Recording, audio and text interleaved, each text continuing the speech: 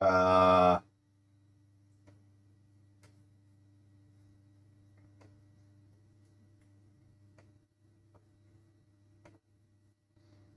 are we live yet?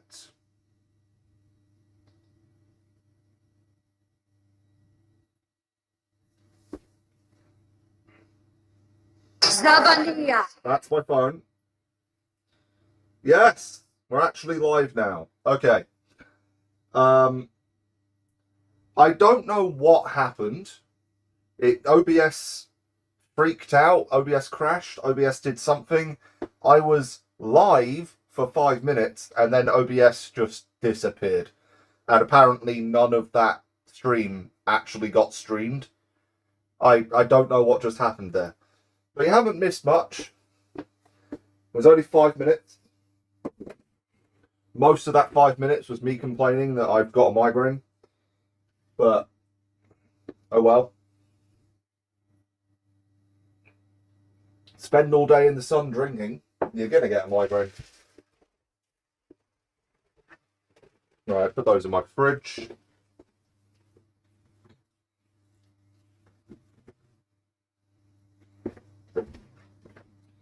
Okay, so now that we're actually live, let's make a roast dinner. Let's make a roast dinner. Could you not? Now, in order to make a roast dinner, you need a bird. I've gone with chicken this time. Obviously, you could use a dark meat, you know, beef or pork or whatever. I prefer chicken. Plus, getting beef, that's expensive.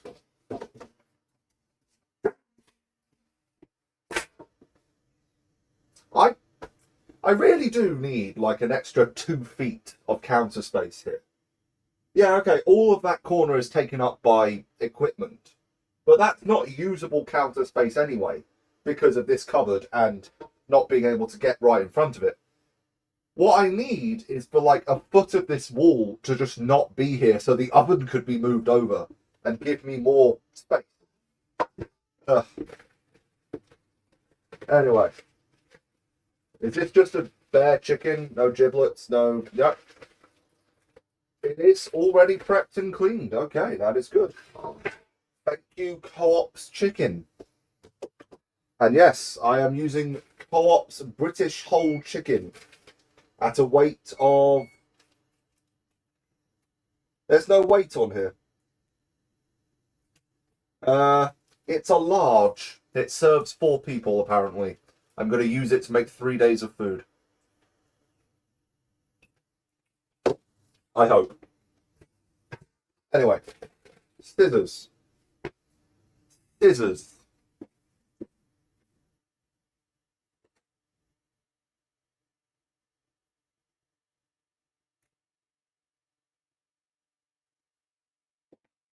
Scissors.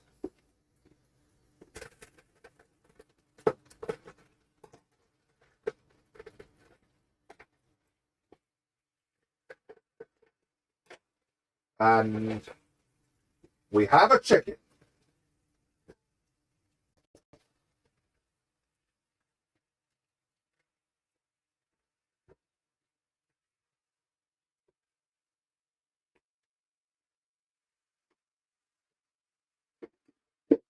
Don't mind me just showing my ass to the world on the stream. Right. We have 1 large chicken.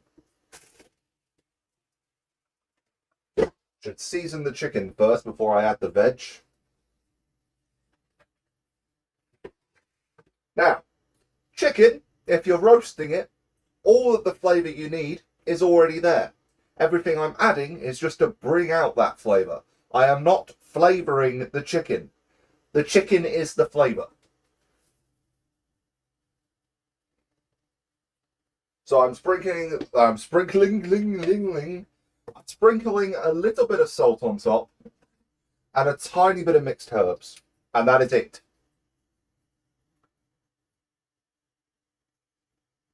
There. Salt and mixed herbs. That is all the seasoning this needs. The rest of the flavour will come from the veg you put around it and the fact that it's going to render out all of its lovely juices into that veg, and then cover it in gravy, and it will taste like gravy. But anyway, it doesn't need flavouring. It is the flavour.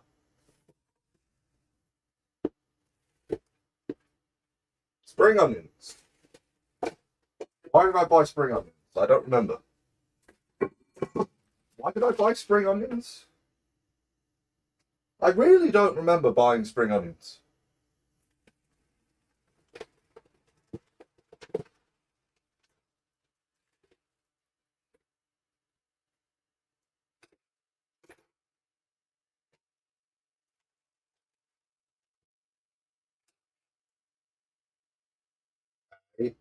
Come on, I'm not losing a finger on stream. Not losing a finger on stream.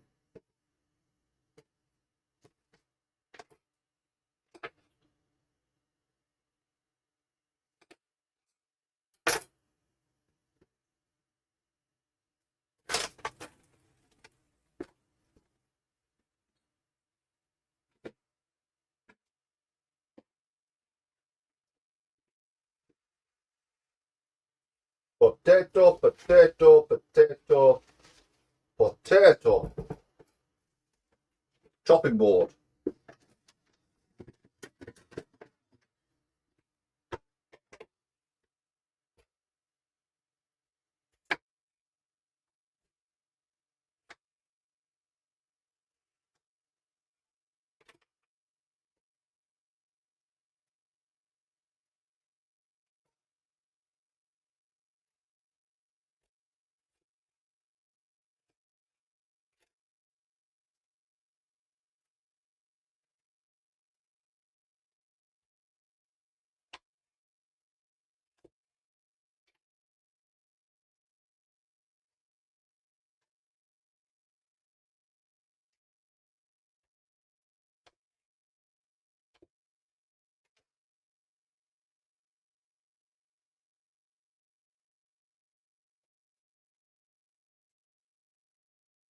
Yeah, that's enough potato.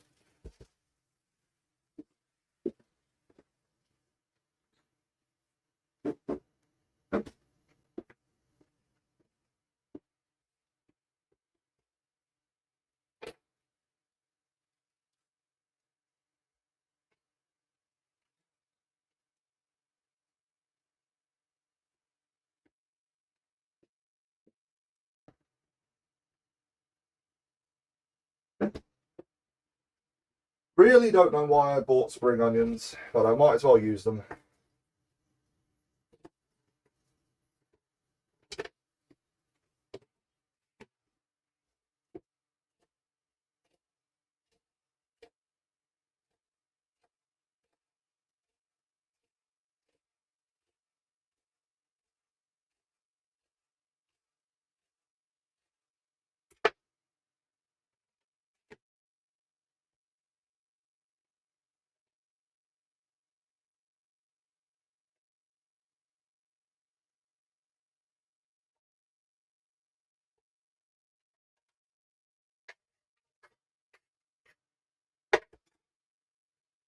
I missed. Carrots. Gotta do the carrots. Don't forget the carrots.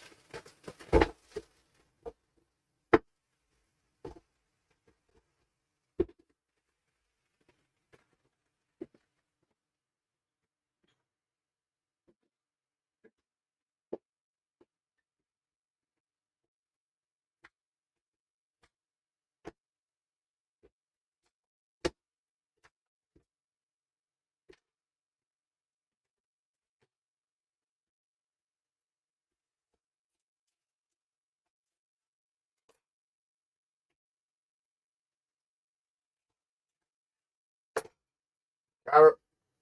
Carrot.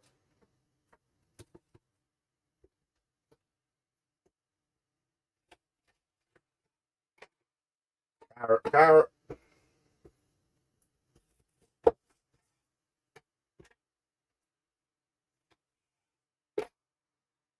Carrot. Oh, oh. Itchy nose. Itchy nose.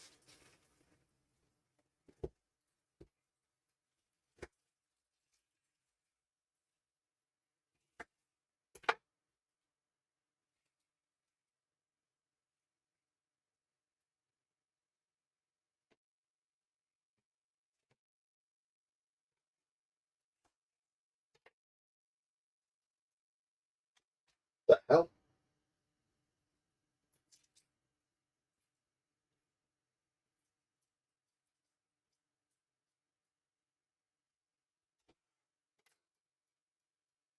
Onion, that's a bit of onion skin. I don't want to eat that.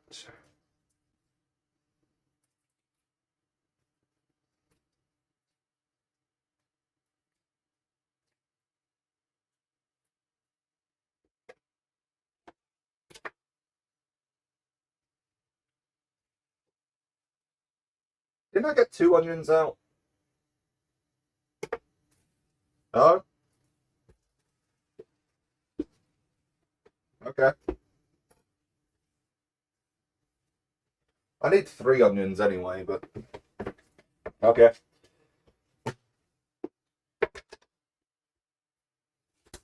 Now, to anyone who's about to say that this is a lot of food, this is going to last me 3 days.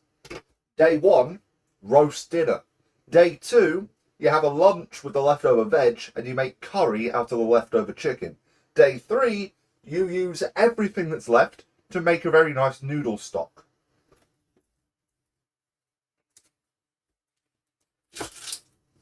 Ah, this one's gone bad. That onion went bad.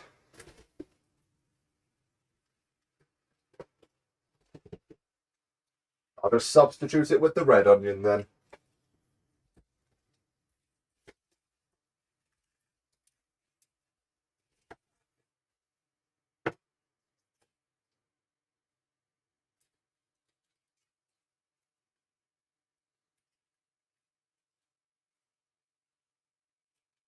Right, 1 onion up the chicken's ass. There we go. Come on, there we go. Yes, I did just put a whole onion up the chicken's ass. Well, technically not an ass, it's a cloaca, but still, it's up there.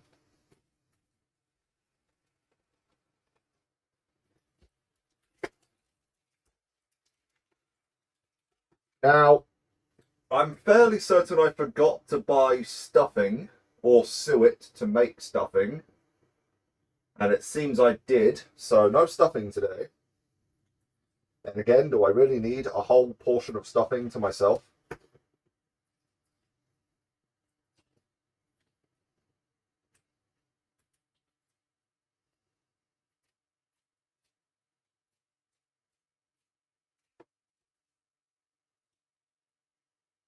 This onion doesn't want to be peeled. This onion does not want to be peeled. Screw you, onion. The hell?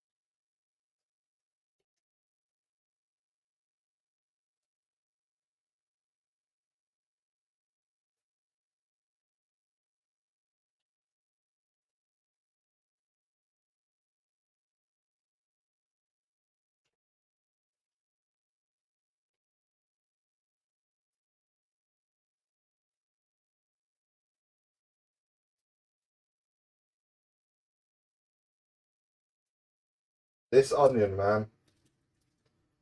There's always one onion that's difficult. There's always one. Okay.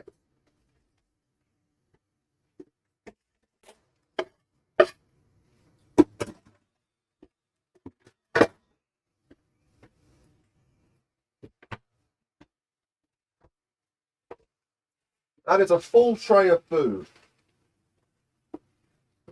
And this is all the food that goes in the oven. As soon as I realise what I'm looking for. What am I looking for? I don't know. Just had it in my head that I needed something and I have no idea what. Oil. Lots of oil. And a crushed chicken oxo cube.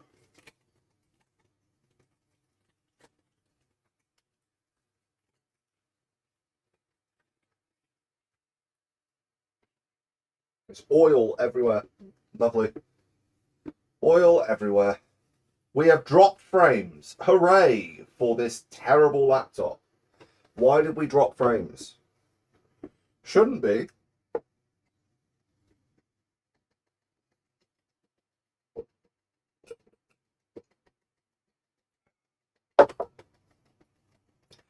$330 frames. That's 11 seconds.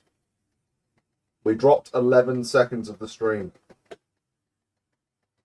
Why? How? We're not overloading. Is that an upload issue? Is my network being a piece of shit? I mean, I wouldn't put it past them.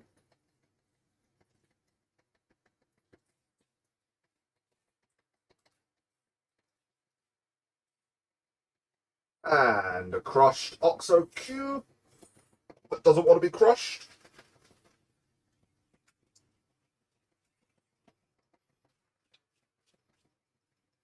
Good.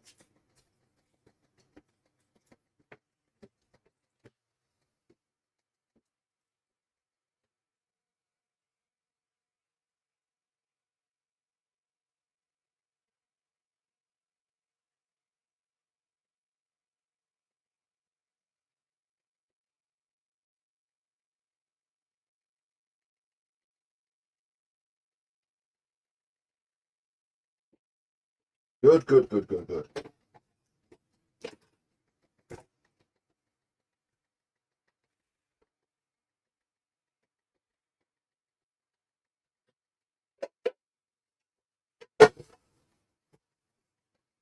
So, this is the roasting tray. We have chicken, potatoes, carrots, onions, and mushrooms, all ready to go in the oven for about 2 hours, I would say. Give it an hour and a half to mostly cook. The other half hour is, baste the potatoes in oil a few times. Maybe add a few extra flavorings if it needs it. Shouldn't. The only flavorings I've added is, well, the veg, which is going to give it flavor, as well as salt and a chicken stock cube. Because as all of the juices and the oil renders out of everything, it's going to make its own little gravy puddle at the bottom, which I will add to the actual gravy. That will make the gravy delish. Ow.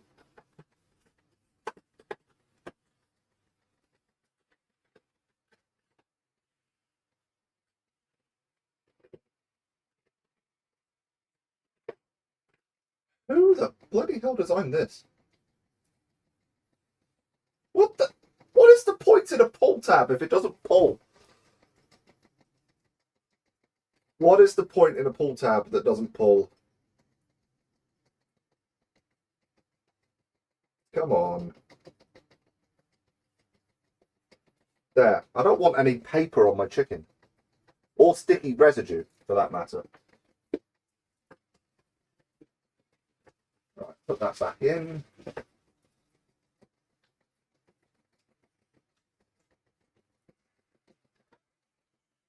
Did that just miss? How did that miss? What? Oh, please blow my nose.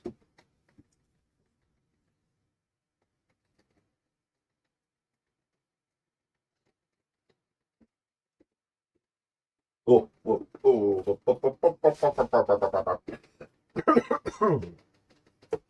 I am not mentally stable, if that is not clear. Very much not mentally stable. Can you come out of this box like a normal bloody thing?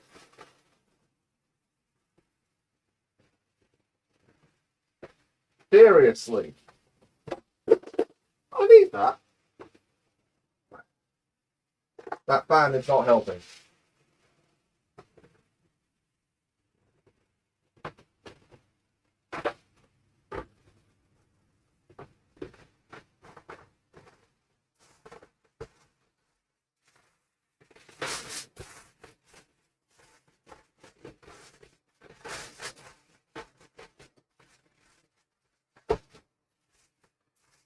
Right, wait for the oven to warm up. Just put that to one side. Why is the oven set to 300? No wonder I can smell smoke. I am burning the internal layer of whatever in my oven. This is going to smoke now, isn't it? Because it's been set to 300. Yeah, I haven't even put anything in it yet, and it's smoking.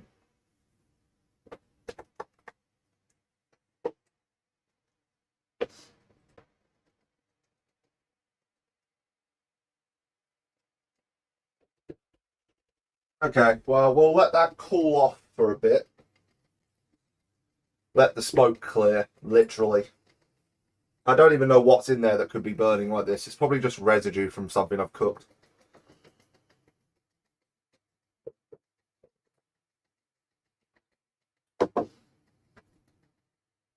I need to get like a lock or something that just permanently sticks it in place once I've set it to a temperature. Because I'm definitely rubbing up against it or something when I'm cleaning or when I'm just walking around. That's not good. Speaking of cleaning, I do need to clean that chip pan while I'm waiting for this to cook. It's not important right now. Oh wow, that is some smoke. If that sets off the fire alarm, I am going to be beyond annoyed. It shouldn't, but then again, the potato pops shouldn't have either, and they still did.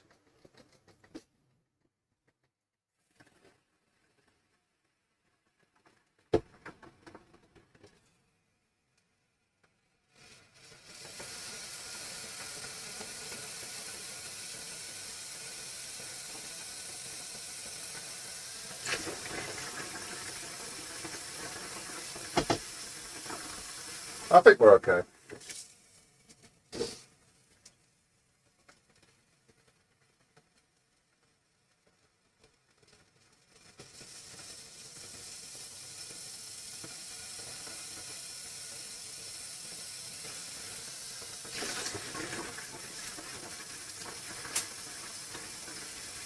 Oh, leaning over that laptop. Leaning over the laptop is not easy. I really need to find a better position for this. There's just nowhere to put it.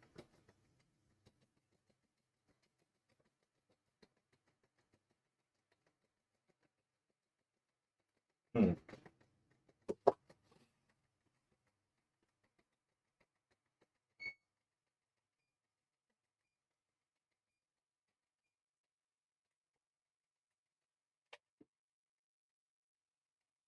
Oh,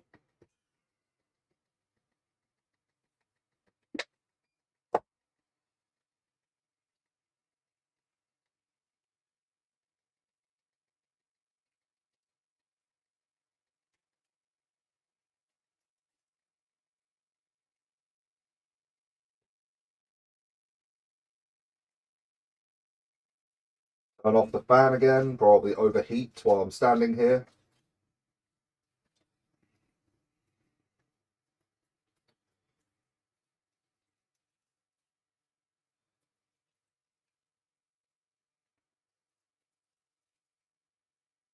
That one's a bit damaged.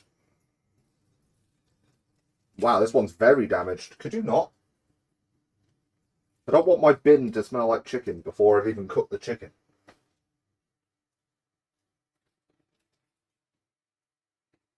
Is this one damaged?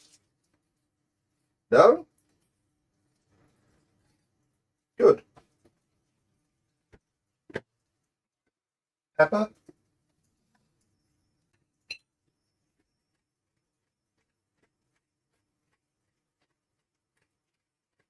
Right, so that's the one that we're turning into gravy, which is just about 4 litres of water, chicken stock cubes, and salt and pepper.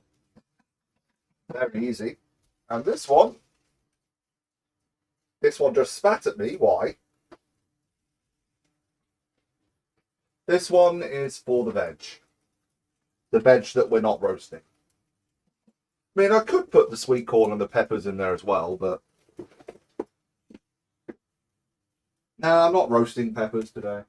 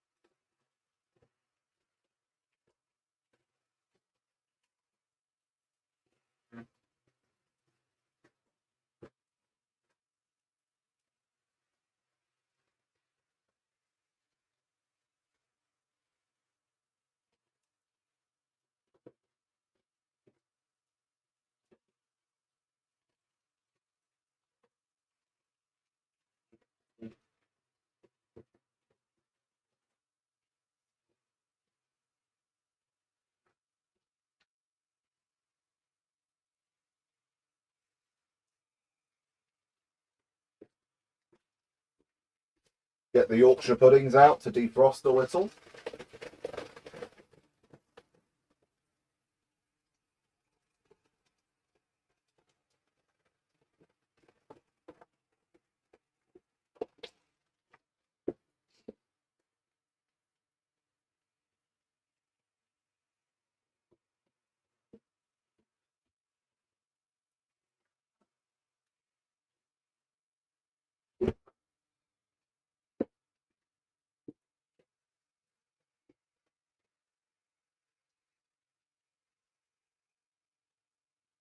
Yeah,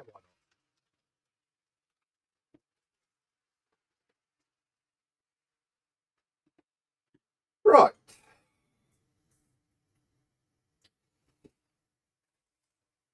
Now, instead of waiting for the oven to heat up, we're waiting for it to cool down. So this could take a while.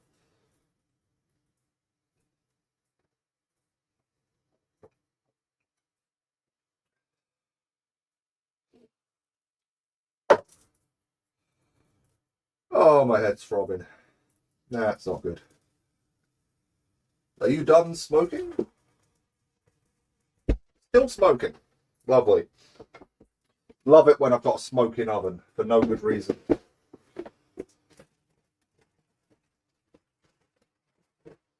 Maybe I should just get my dad to come round and deep clean the thing again.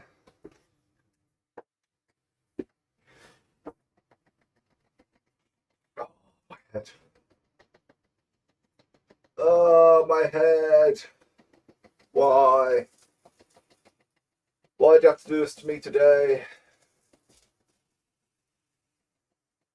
Any other day would be fine, just not on the day that I need to make a roast.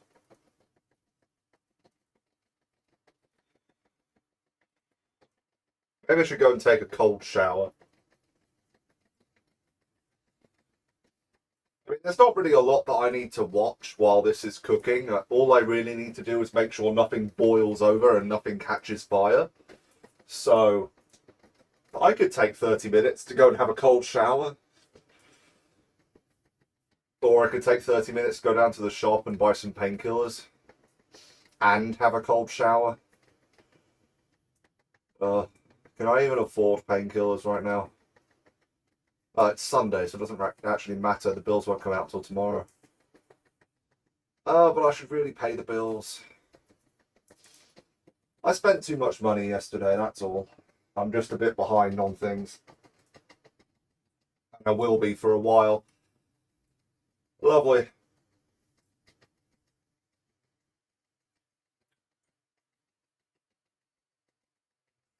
Still smoking?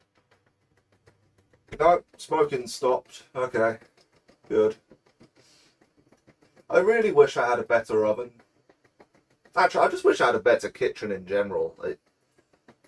The past 3 homes I've been in, we all had nice kitchens.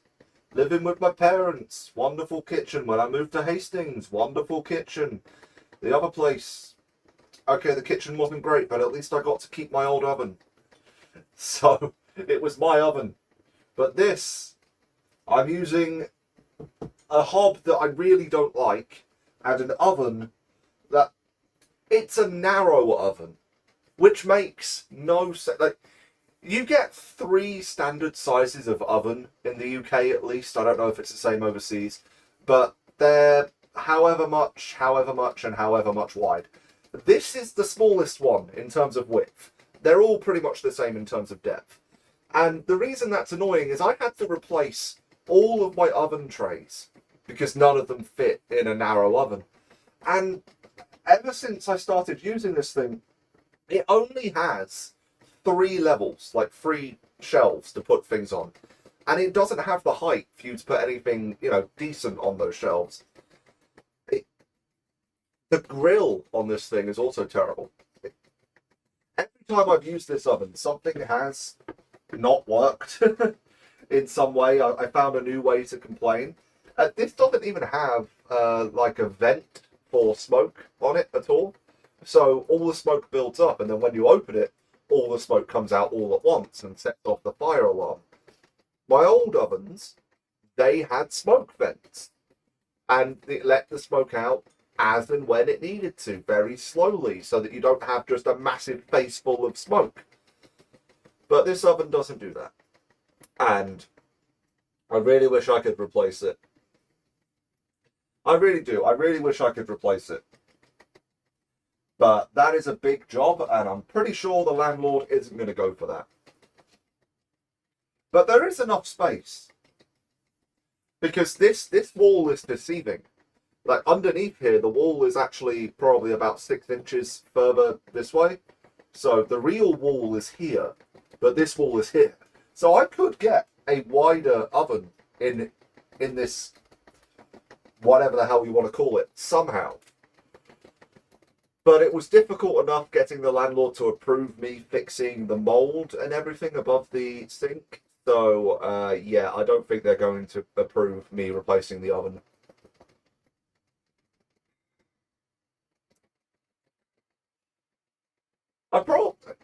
The thing is, replacing the oven, I can do that really cheaply, because every now and then people are giving away ovens for free, because it's a common thing to do where you move into a new property, you remodel the kitchen.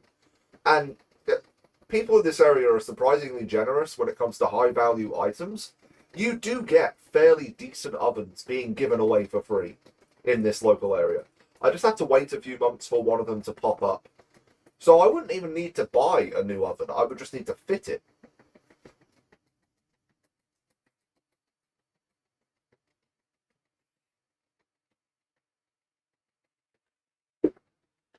Anyway.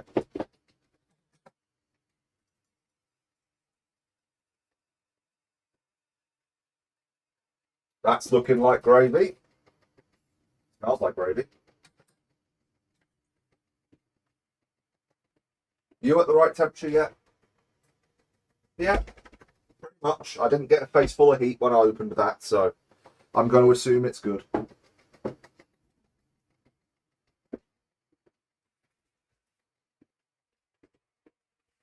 Oh. Putting that in on the middle shelf of the oven. It's set to 100. It's set to 100.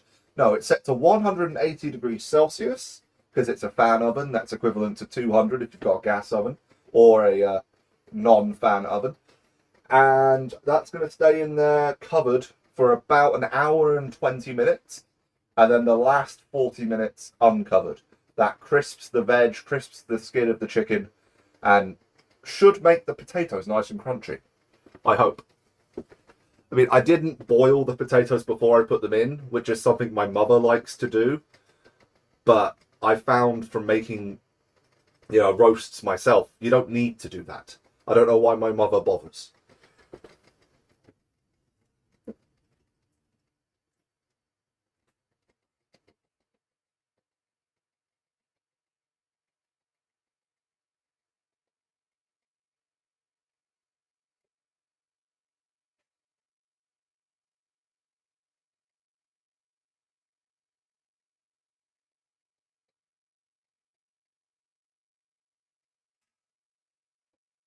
Right, I'm going to get a bit of airflow going in here, which isn't all that complicated. I just need to move my shop fan.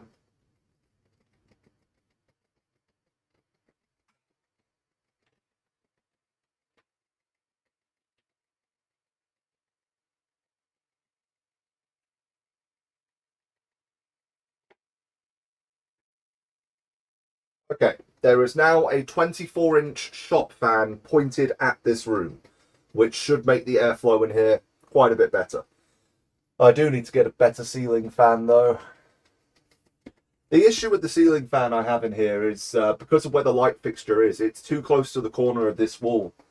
So I only have like another 2 inches before it would hit that wall.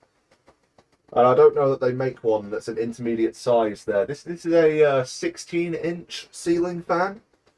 And I think the next size up is 20. I would need an 18-inch. I do not have the space for a 20. I would have to move the light fixture, which I'm not doing. So yeah, there's that. And I am currently in talks with my landlord regarding a extractor fan. If you're familiar with the Potato Pops Summon the Fireman video that I posted, when I discussed the issue with the fireman and showed them the footage, I just rolled back the stream on my tablet and showed them what happened. They agreed that if I had an extractor fan, the fire alarm wouldn't have gone off. And they were surprised that a kitchen this small didn't have some form of extractor fan. They noted that it must get unbearably hot in here, and it does. So we discussed it, and the consensus was there's no room to get an extractor fan in here like a standard hob extractor to move the air up and away, but there is room above this cupboard to have an extractor fan going into my main living room through a duct into the same external ducting that my bathroom extractor fan uses. So mounting an extractor fan up there, there is room. And if you just put a ducting along the ceiling like I already have for my bathroom extractor fan, going into that same set of ducting that it already uses, that would do it. That would fix the problem. So I relayed all of that to my landlord, my letting agency, to the landlord, and they agreed that they would send someone over to inspect the property and see what could be done. And when they contacted the contractor they usually use, their electrician, he refused to even do the visit, saying that it wouldn't be possible. So now they've contacted an external electrician, which they don't usually use, to come and do the inspection instead. And I am waiting to hear from them. So that's the update via the letting agency regarding the extractor fan. I am waiting to hear from a third-party contractor with regards to inspecting the property. Not doing anything, just inspecting the property.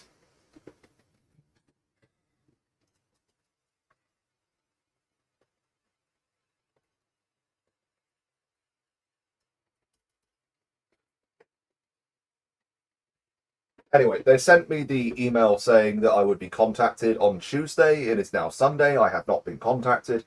So I'm going to send them another email in the morning to say that I'm still waiting because, this needs sorting.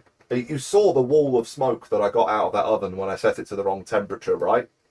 That's the kind of thing I deal with regularly if I use this oven for an extensive period of time. Like if I'm making a steak, a particularly large one, and I finish it off in the oven, I get a lot of smoke.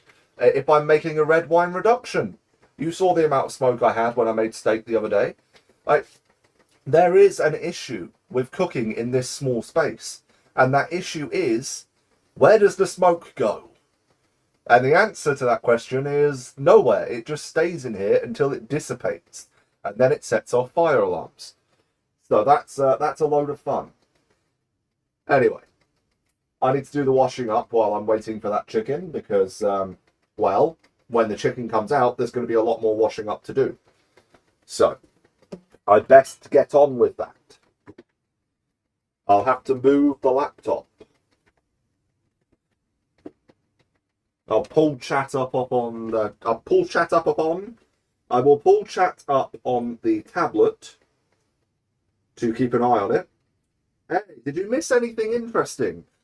You missed OBS crashing, me accidentally setting the oven to 300 degrees and getting smoke everywhere again, and me putting the tray of chicken and veg in the oven. So you'll have to, go back in the VOD to catch all of that footage, but you didn't miss much. I've only been live for 40 minutes or so. We've got another hour and a half at least. Oh, and you missed me complaining about the state of this kitchen and the landlord.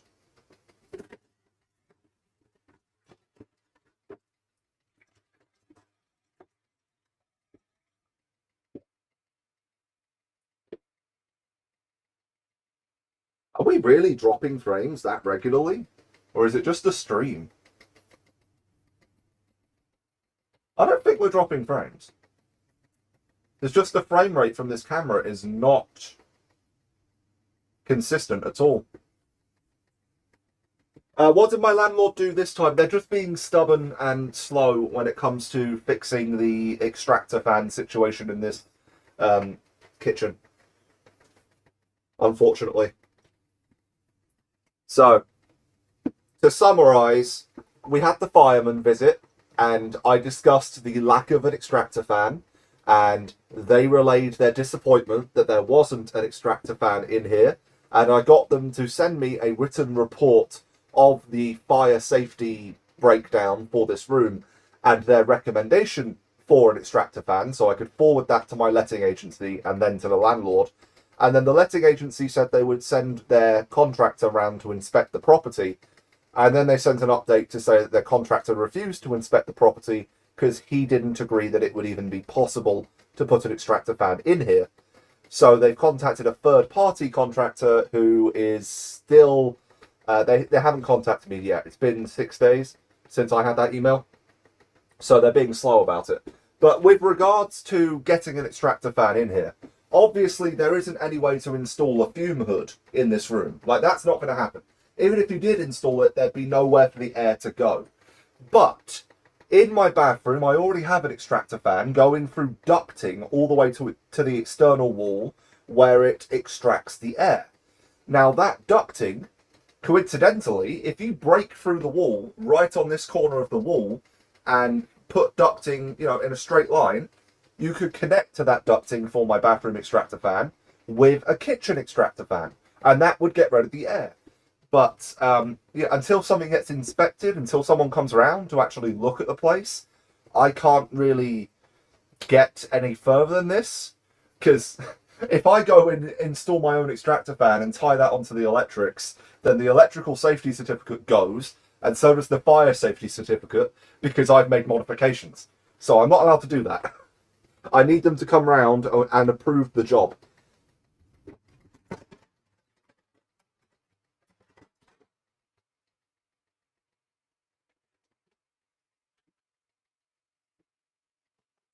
And when it comes to approving of jobs, that's a very slow system. Like, it took me 3 weeks to get approval to do what I've done above my sink here.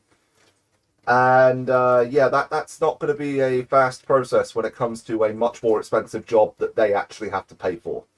Because I'm doing all this work myself. I'm paying out of pocket to fix this mess.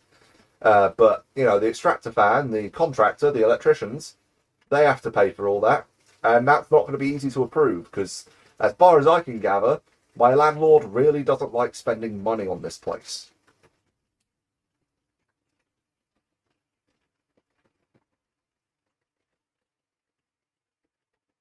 Oh, yeah, not having an extractor fan creating mold, that is one of the reasons why I bit the bullet on the cost of doing everything above my sink.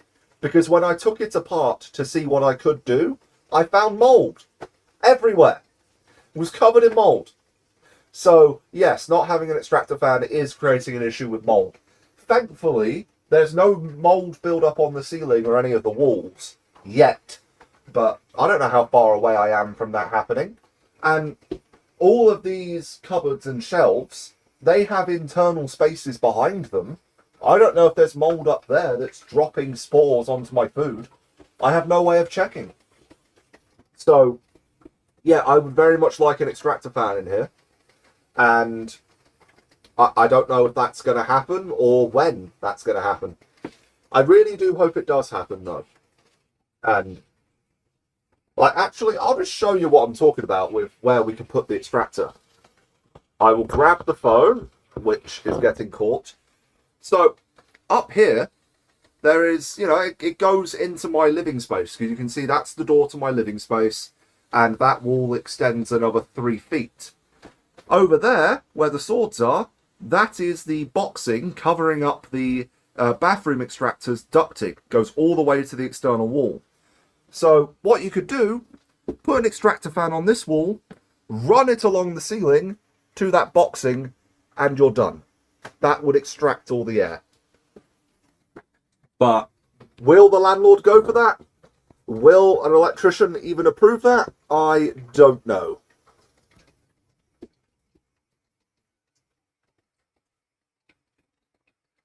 We might have to summon the fire brigade again to put pressure on the landlord. The issue with that, if the fire brigade visit a property more than a certain amount of times in a month, they will deem the property unfit for human habitation until it gets fixed, which means that I then have to move into a hotel because I've got nowhere else to go. But there is a fine line between having the fire brigade put pressure on the landlord and having the fire brigade kick you out until the landlord fixes it. And I don't really want to cross that line. I put the camera back in the wrong space. Whoa, what's going on? There we go. As much as I like this new camera mount, it doesn't tighten as much as I like. So it's difficult when you're moving the camera off and on to get it back in the right spot.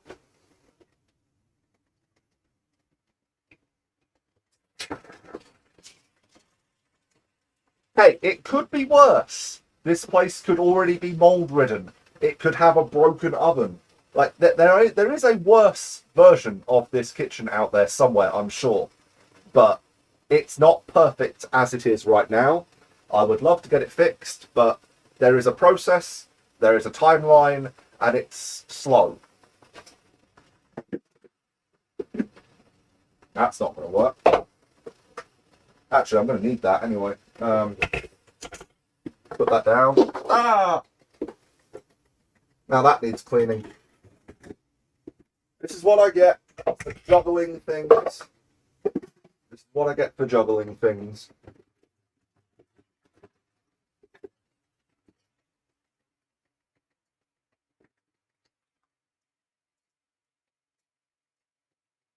There we go, that's clean now. Anyway, we've got about an hour and 10 minutes or so. Hour and 5 minutes until I have to pull out the chicken and remove the foil. Add a bit more oil in there if it needs it. Move everything around if it's getting stuck to the bottom of the tray. So in that time, I will make myself useful. And that is some delicious smelling gravy. Should be. I put 3 OXO cubes in there.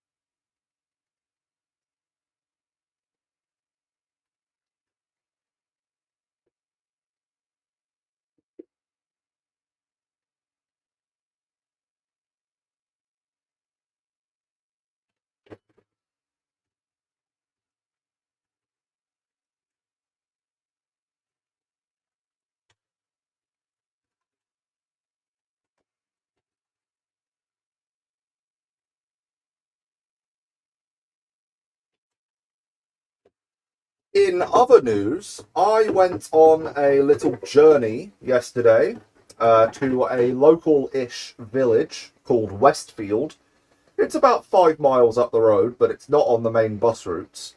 So, took a bit of work to get there. And I picked up some monitors and a broken laptop. The laptop I didn't even know about until I got there, so I'm always happy to see that. But unfortunately, it's a laptop that someone's already worked on. The guy I picked it up off of, he's a retired repair tech. He bought that ages ago off eBay to try and fix it, but it was beyond his skill level. I think it needs a new BIOS chip or something. He mentioned he might have ripped a pad off when he was trying to reprogram the BIOS chip. So that needs micro soldering, board level repair, which isn't something I usually do because I don't have the equipment. But hey, he gave it to me for free. I wasn't going to refuse. What I actually went to pick up were some old monitors. Now, when I say old, they're only about 10 years old. Well, one of them's 12 years old. And they look like they would be decent enough, and I might be able to stick the smaller one in the kitchen somewhere so I can see chat and not have to keep my laptop, you know, next to the sink where it could get wet and it's constantly in the way. Unfortunately, I picked up both of those monitors and neither of them support HDMI. In fact, one of them is VGA only. Now, you might be curious, why are monitors from 10 and 12 years ago not compatible with HDMI? Blame the HDMI consortium and them being really cheap monitors.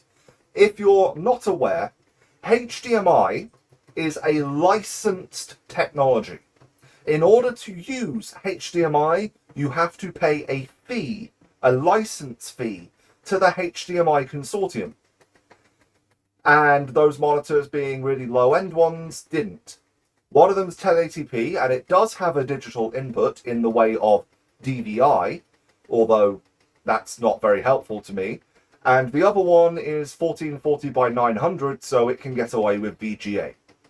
So, yeah, that's a bit of a disappointment. They're not going to be useful for what I wanted them to be useful for, but they were free and they both work. I just need to actually find a HDMI compatible monitor at some point if I actually want one in my kitchen. So, bit of a setback, but now I have 2 new monitors and a laptop. But I'm not that excited about the laptop because needs board level repair, might need a new BIOS chip, and it's a 2007 model Windows Vista laptop. It's a really high-end laptop for the time. It's equivalent to the MacBook Pros of the era. It's got a It's got a mobile Core 2 Duo, 4 gigs of DDR2, Intel GMA X3100 graphics. It supports 2 hard drives. It has the same connector that weird Blu-ray drive I picked up has, so I might be able to put a Blu-ray in there, and a 1440 by 900p screen.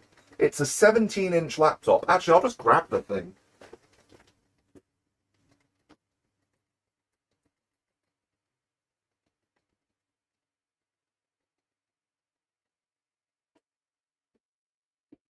When it comes to laptops this size, you're not really talking about laptop, you're more portable desktop. And this thing is 17 inches, which would have been really good for the time it came out. But unfortunately, it does need some kind of board level repair. I did take it apart to have a look while I was in the pub yesterday, and I can see what the guy was saying, where he had to desolder the BIOS chip and put it back on. He ripped off one of the pads. Pin 5 on the BIOS chip doesn't have a pad anymore, and I'm not sure where that pin goes because, well, I can't see the trace. So even if I had a microscope, I don't think that's going to help me right now.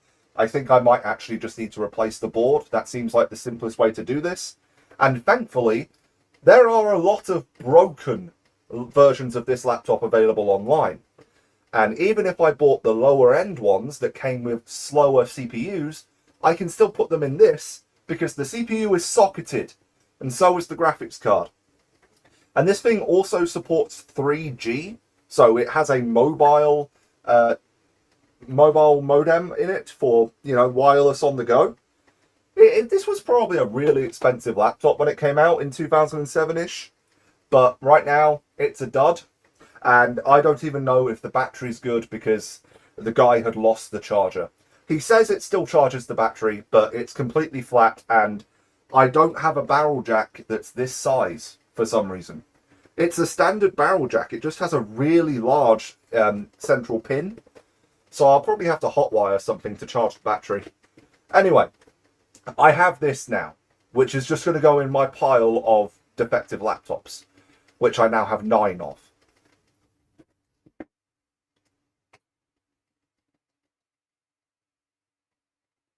Yeah, I could probably handle micro soldering. It's not something I've ever done. Like, I fixed the odd circuit board with, just a magnifying glass and a really fine soldering tip.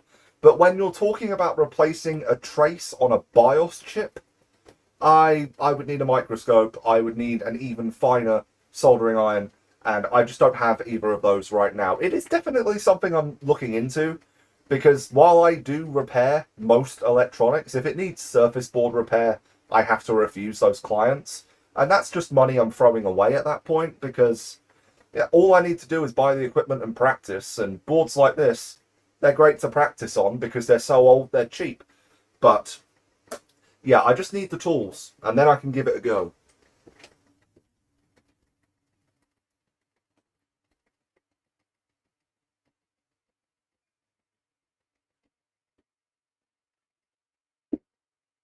Anyway,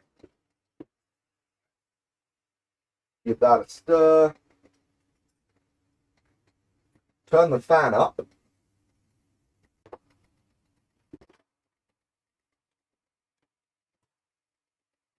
Yeah, when it comes to surface board repair, I draw the line at reflowing electronics. So if it's like a PS3 or a graphics card that's from 20 years ago, I'll reflow it just to see if it'll come back to life, but I can't do any in-depth repair. I mean, I'll find you a short circuit if it has a short circuit. I mean, I have a multimeter and basic knowledge of electronics to be able to find where the short circuit is, but I don't have the tools to fix that short circuit. And if it's a data corruption of some kind, if there's a data line missing, or it's being pulled low somewhere where it should be high, I don't have the tools to even find that issue. Like, I need an oscilloscope of some kind. I don't have an oscilloscope. I don't even have a decent soldering iron, really. Like, if it's proper electronics that I'm working on, full-sized electronics, not tiny little circuit boards, my soldering iron's great. But anything below about 3 millimeters, like if whatever I'm trying to solder is smaller than 3 millimeters, my soldering iron struggles. It's good for repairing the odd power supply, the odd. Actually, no, that's pretty much the only thing I've ever used to fix. It's good for soldering wires together and repairing a power supply, because they're usually pretty bulky. But anything else, no, I can't do it. I don't have the equipment. And there was someone giving away a reflow station, a hot air, one of those hot air reflow stations, but it needed a new heating element. So, yeah, they're giving away garbage. I just need to put the money aside and actually upgrade my equipment. But then again, the majority of my repair work it never needs a soldering iron. I hardly ever have to get my soldering iron out when I'm fixing a client's device. But there is the odd time where a client contacts me with something that needs a soldering job, and I just don't have the tools to do it. So I have to turn down that money. It would probably pay for itself eventually if I bought the tech now. It's just, well, equipment. I just need a digital microscope and a smaller soldering iron, maybe a reflow station. But that's, 150 quid for a decent microscope, another 150 for a soldering iron. So, yeah, I don't have 300 that I can just throw away right now. The last soldering job was to replace the batteries of a bunch of old Pokemon Game Boy cartridges. No, that I could do. That I could do.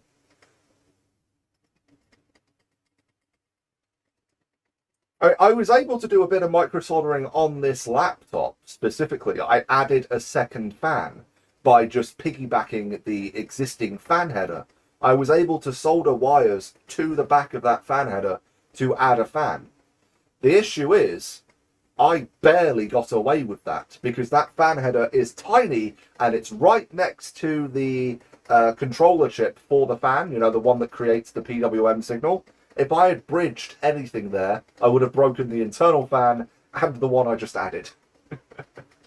But I got away with that. I put an extra fan where the hard drive would go in this laptop. There is no hard drive in here, I'm solid state only.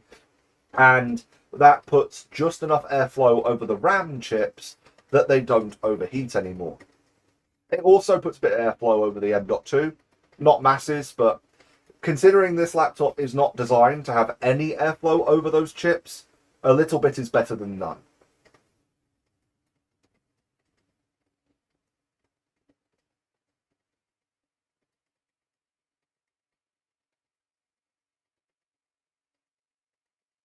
Trying to think if there's anything I need to be doing right now. Oh, I was going to clean the chip pan. I was going to clean the chip pan.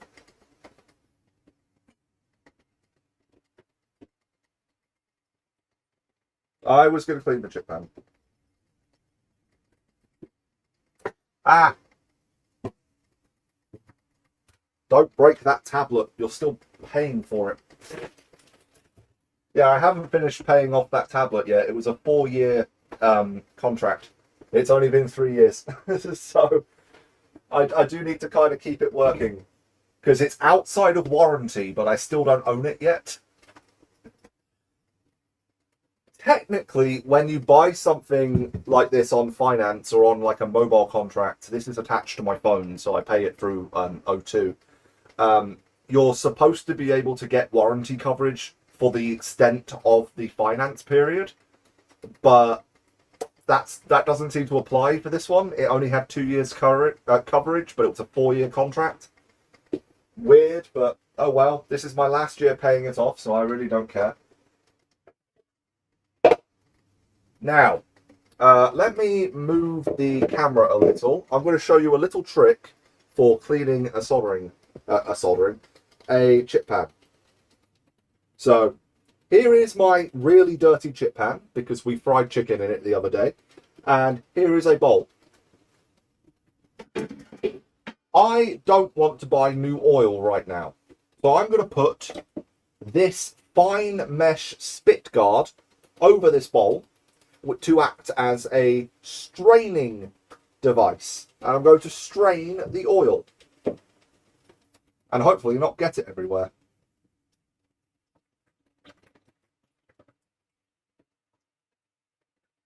Oil is thankfully thick enough that it's not going to spill off the edges, because it's just dense enough that it stays put.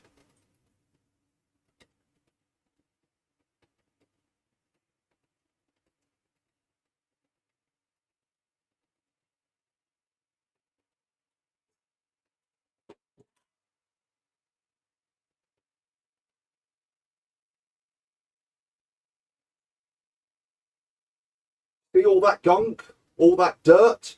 That is all the bits of chicken batter, or battered chicken, that got left in the chip pan after I'd used it. And now, they're in here.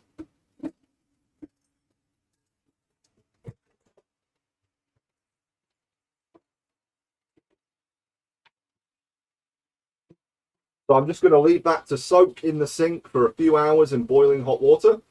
And, well, hot water. Hot enough, I should say.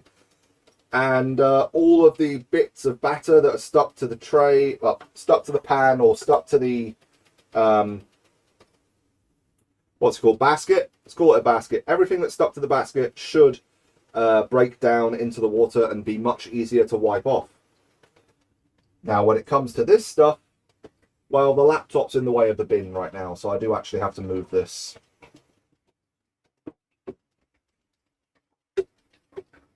Now watch me drop that on the floor during this stream. Hello, bin.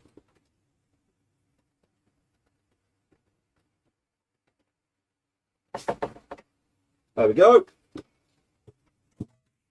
And now I have, well, it's still darker than fresh oil, but that's just flavour. And there's no bits of gunk floating in it anymore. That is usable-ish oil. I will definitely have to replace my chip pan oil next week, but I can probably get 1 or 2 more bowls of chips out of this. Maybe.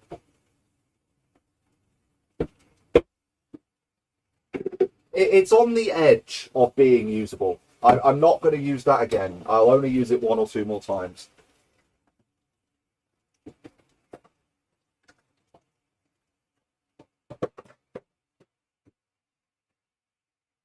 Anyway, let's put the camera back to where it's supposed to be. Oh, we level. Cool. Oh, that's a bit too far that way. There we go. And we'll leave it at that. Play any good... Did I play any good games recently? I recently got back into Wolcen, or Wolcen, Wolcen. It's a Diablo 2 clone, but the server's recently shut down, so the only thing left is offline mode. But thankfully, there's an offline mode, so you can still play the entirety of the game. And I was discussing Diablo 2 clones with someone on Reddit that you could play offline, and it just occurred to me that, oh yeah, Wolcen exists. So I installed that and got it working, and yeah, I'm having fun. Like, the skill tree in Wolcen makes Path of Exile blush.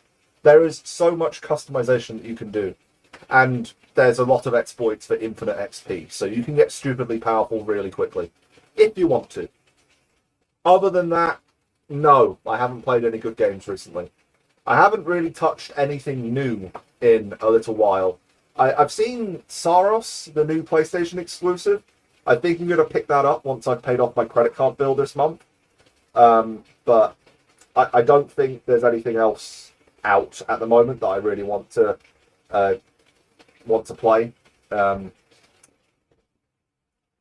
There is the Resident Evil 9 update, the roguelite mode that they added. I need to give that a go.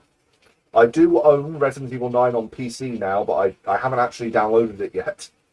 I bought it because I had the money, but I didn't actually play it yet. Whoops. I bought it specifically for modding support, but now that there's a new update, I imagine that's probably broken mods. So I'm just waiting for the mods to update, then I'll install it.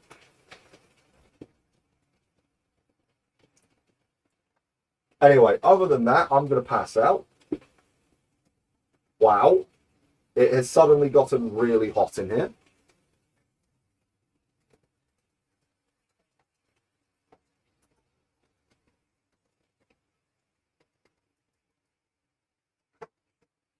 Jesus.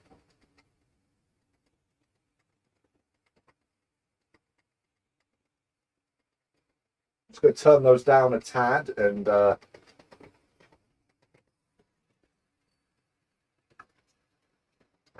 run some cold water through that tap. Yeah, the issue is that I've just filled up the sink with boiling hot water, so whatever was left of the cold air in here has vanished. It is... No, hold on a second. Hot. Cool. Hot. Cool. And my sister is playing Dragon's Dogma 2? Is she? Really? My sister recently started a gaming channel on YouTube. I'm not linking to it because I don't have her permission to do that. But it just came up that my sister is playing Dragon's Dogma 2. Yep, she is. That's her first Dragon's Dogma game. I just dropped that again. I know for a fact she's never played the first one.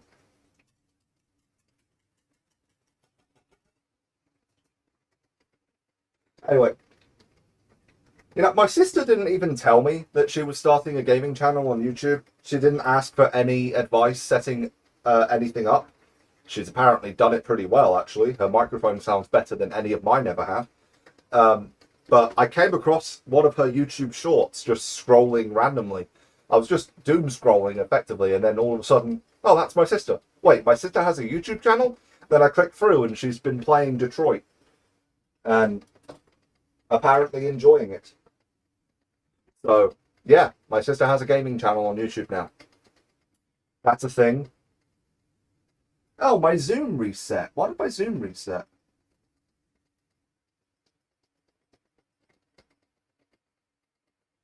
Not going to the pro for advice, no respect. Yeah, well, when it comes to technical advice, my sister asks me if she needs it done for free. She'll ask someone else if she actually wants to pay. That's usually how it works.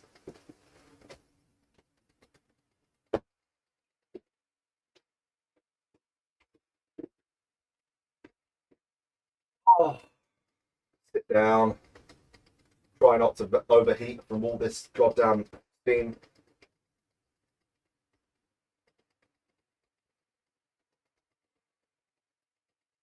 Hot is it in here right now? I don't have a thermometer. I had to give the meat probe back to my mother. Uh,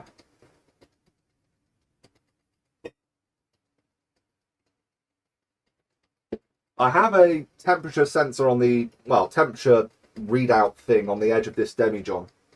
I'll just leave it in here for a bit. See what temperature it gets up to. It maxes out at 26. But if the 26 disappears, that means it's above 26 in here. So let's just see what this gets up to. Well, the 24 has instantly lit up, so it's at least 24 degrees in here. How high is that going to get?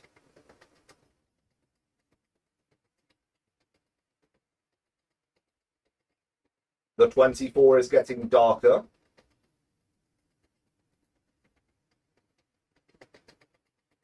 Oh, it goes up to 27, not 26. And I can say that because the 27 is becoming visible. So it's above 25 at least.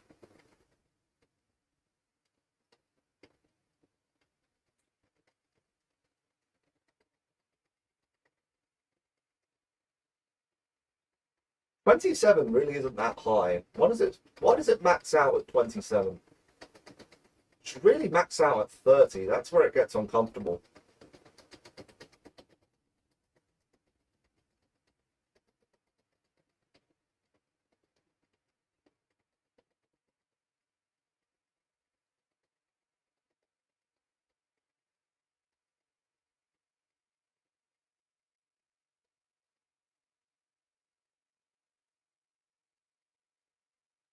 Yeah, the 27's lighting up.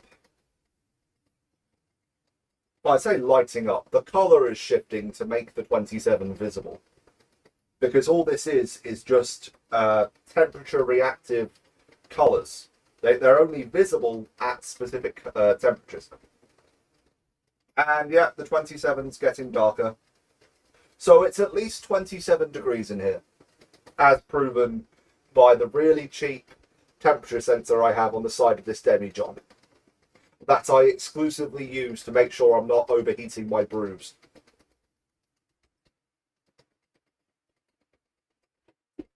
But yeah, I don't know if this is going to be visible at all. Come on. No, doesn't show up on camera. Really? Really? I can see the 27, okay? It's at least 27 in here.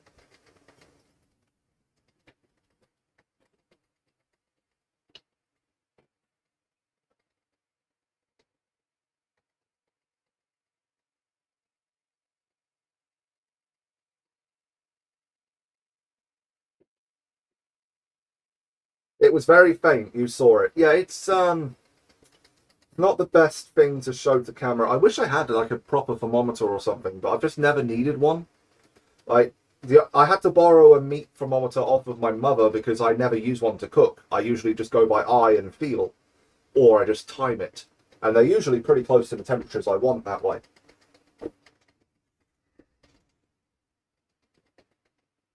Anyway, the chicken's been in for about 45 minutes, so it needs another 35-ish before I take the foil off. Smells good. We still don't have smell-o-vision yet, so I don't know why that technology has never really kicked off. There have been attempts at smell-o-vision for decades, like smellable scratch and sniffs that you get during movies there'll be a little thing that comes up. Scratch this one now to smell what's on screen. There have been demos like that for quite some time, but we still don't have smell-o-vision. You can't smell what's in my kitchen from wherever you are right now. We don't have that technology yet. And I don't know why. Probably because the smells don't last forever and you'd have to replace the cartridges. It's probably a cartridge issue. Maybe it's a marketable issue. Would anyone even want smell-o-vision? Like, if you could smell what was on screen during a movie or a TV show, would you want that? And what is the practical application of smell-o-vision? Other than, you know, like an advert for a McDonald's or something. Smell this burger.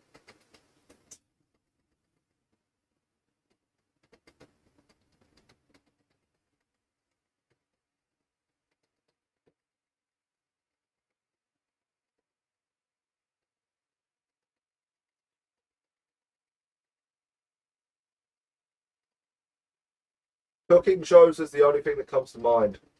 You don't see any other use for it. Yeah. Unless it's a food, do you actually want to smell what's on the screen? The problem with cooking shows, other than, you know, drama-based cooking shows like competitive ones, you know, MasterChef or Hell's Kitchen, the problem with cooking shows like early morning cooking shows is they cook everything in advance and it's cold when they're eating it. Unless you actually see them cooking it when they're on the camera, yeah, it's usually cold food. And the food needs to be hot for the smell to be picked up in the air and brought to your nose. Cold food doesn't give off the same level of smell as hot food. I thought I bumped that again, so I just had to check.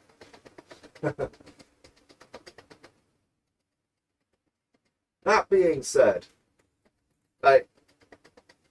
smell is often very deceptive.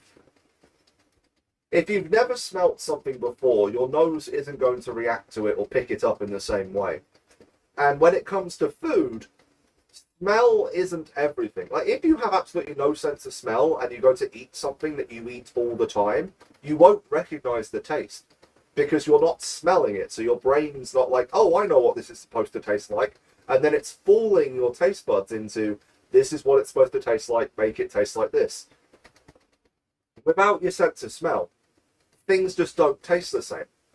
But the opposite is also true. If you lose your sense of taste, then smell just doesn't affect you at all. It doesn't really matter what the food smells like, because if you have no sense of taste, it's just going to taste bland anyway.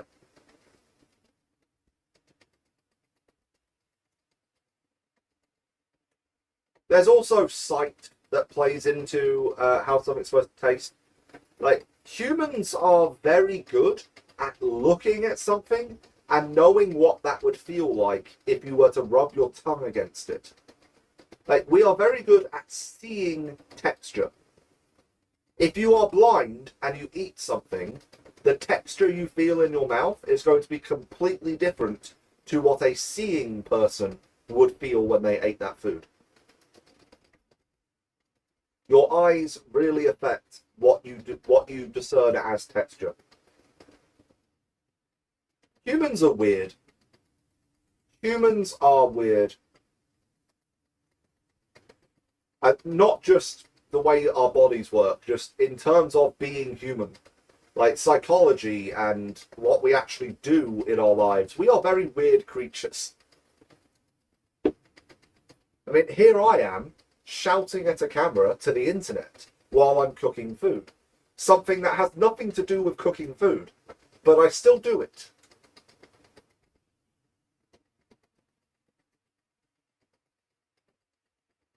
What inspired me to start live streaming while I'm cooking? I don't know. I just thought it would be an interesting thing to do one night, and then I realised it made cooking more fun. Like, I enjoy cooking. I've always enjoyed cooking, but I've gotten really lazy about it recently. And suddenly, sticking a camera in my face, that's made me actually want to put effort into my food again. So maybe it's got a benefit in the terms of the quality of the food I eat. Maybe it's good for my mental health in some way. I have no idea. I've yet to bake something on that computer you were fighting. uh, uh, can you bake on 500 watts of GTX 580 heat? I don't know if you can bake on 500 watts of GTX 580 heat. 500 watts is enough to make bread, because that's about as much as my bread cooker makes. How would I control that heat, though? I would need to funnel it. There is a very old video by Linus Tech Tips, I believe, of a... It was supposed to be keep your pizza warm. That was the idea. But something went wrong in the writing room and it ended up with reheating pizza, which just didn't work on camera at all. But the original idea was supposed to be keeping the pizza warm. Like, you would stick your pizza on top of this funneled air from your gaming PC and keep it at an edible temperature during the entire gaming session. Somehow that didn't click with the writers and they gave him a cold pizza. But that has been tried. Heating something with a computer has been tried. Although on the topic of Linus Tech Tips, I don't watch them anymore. Linus Tech Tips got very dull about a year ago when all of the entertaining hosts left. Yeah, all of the entertaining hosts left Linus Tech Tips, so I stopped watching. I watch their channels instead now.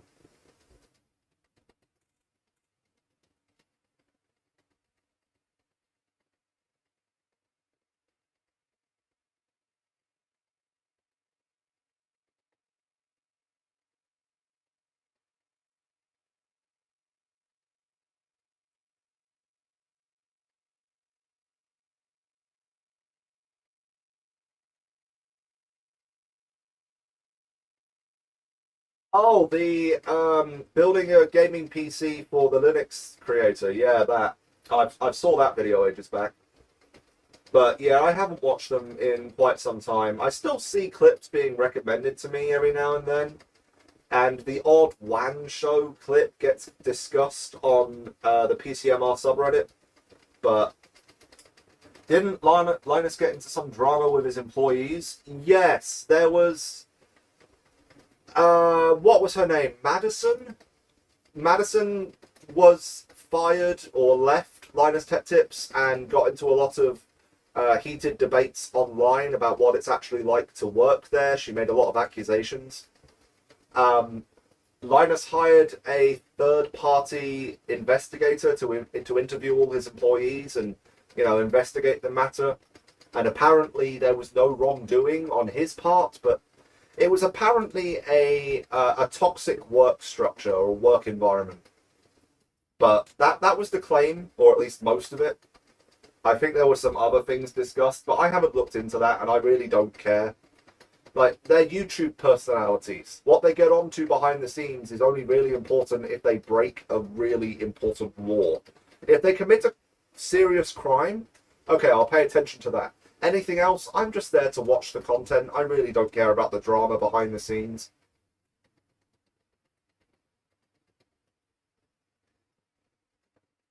There was a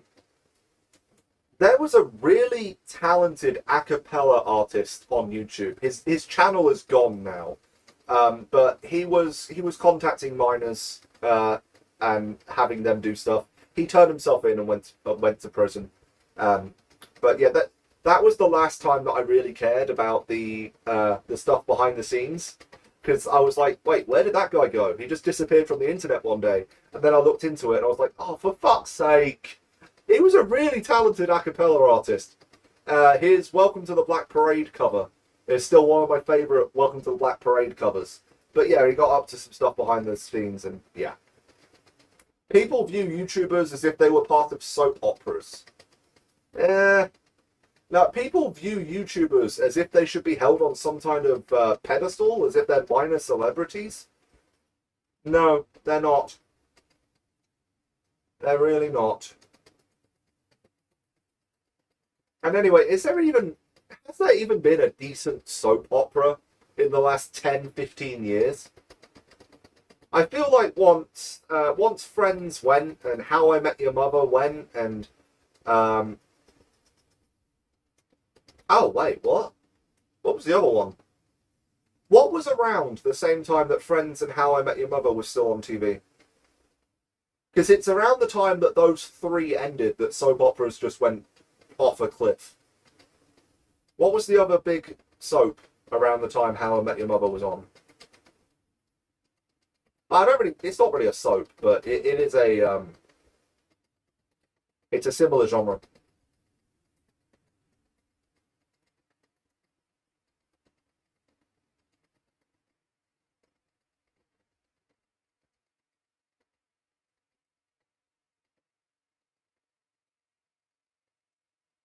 I'm gonna Google it. I'm gonna Google it. Seinfeld. Everyone love Raymond. Everyone love Raymond. That's the one. Once those three ended, yes, the genre just kind of died, or at least in my opinion, it did. I'm going to look up list of best soaps. Combination of soap opera and dark drama. True. List of best soaps. On the topic of soaps, do we count Only Fools and Horses as a soap? It kind of has that, that dynamic, but it wasn't ever written as a soap. And it kind of predates the modern soap, but top ten soap bars? No, top 10 soap operas. Uh, Days of Our Lives. You know, I've never watched that. The amount of times I've been recommended Days of Our Lives, I've never watched that. Love me some Dove soap, yeah. List of American daytime soap operas by ratings. Daytime TV soap operas. The first one on this list is from June of 1950. Have soaps really been around that long?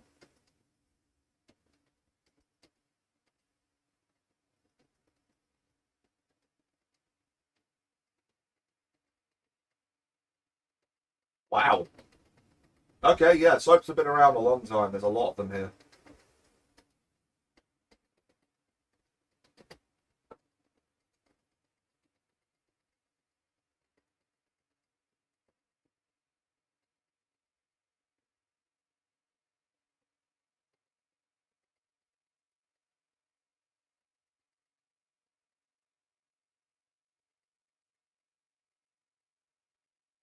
Can I just skip to something in my lifetime, please? That would probably help. There we go, 1990s. At least I'll recognize the names.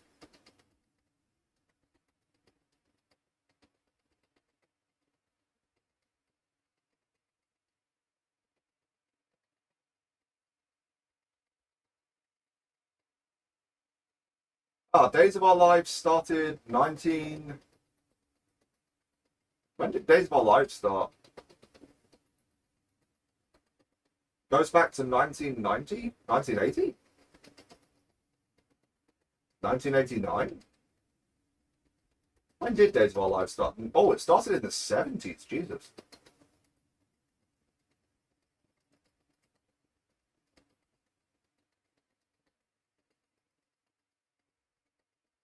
And it got really popular in the 90s somehow.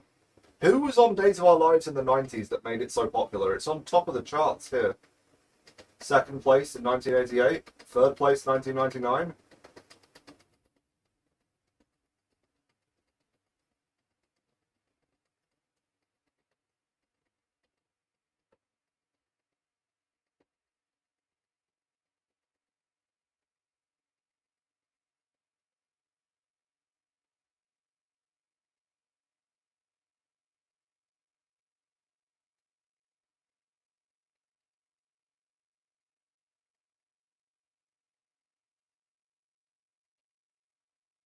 Oh God. soon as the recession hits, all of the soap operas got cancelled. There's only 2 or 3 a year for 7 years straight. Oh, well, Days of Our Lives survived. 50th anniversary. Days of Our Lives started in the 60s. Wow. Yeah, I really don't watch soaps. I don't recognize any of these names.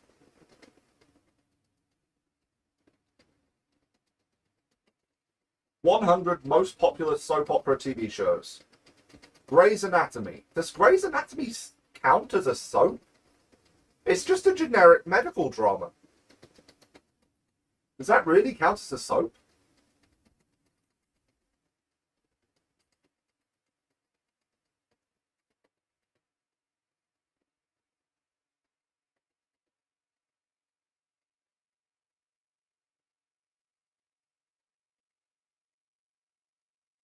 Oh, EastEnders is down in 22.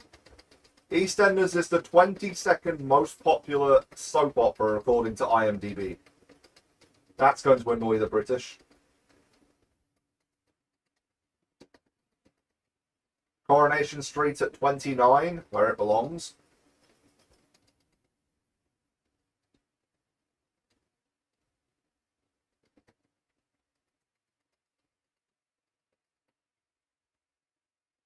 Hollyoaks down at 51.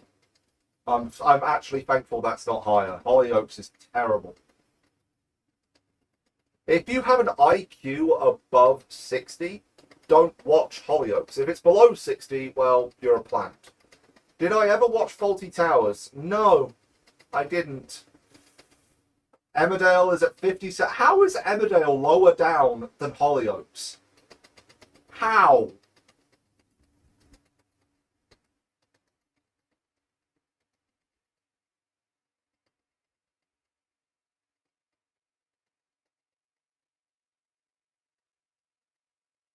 You know, I needed a good multi-season TV show to watch. I haven't had anything to binge in a while.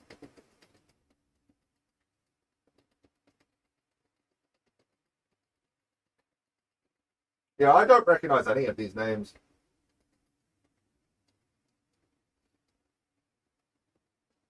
15 best soap operas that ended. Oh, good. All My Children. I have never watched that. As the World Turns. 1956 to 2010. Yep, that died in the recession. Guiding Light ended 2009, and it ended during the recession. Basically everything between 2009 and 2011. If a TV show suddenly got cancelled during those years, it was the recession. I mean, that's why Stargate Atlantis got cancelled. Because once Stargate SG-1 ended, Atlantis no longer had the extra funding from MGM. So, yeah, that got cancelled because it just wasn't making any money.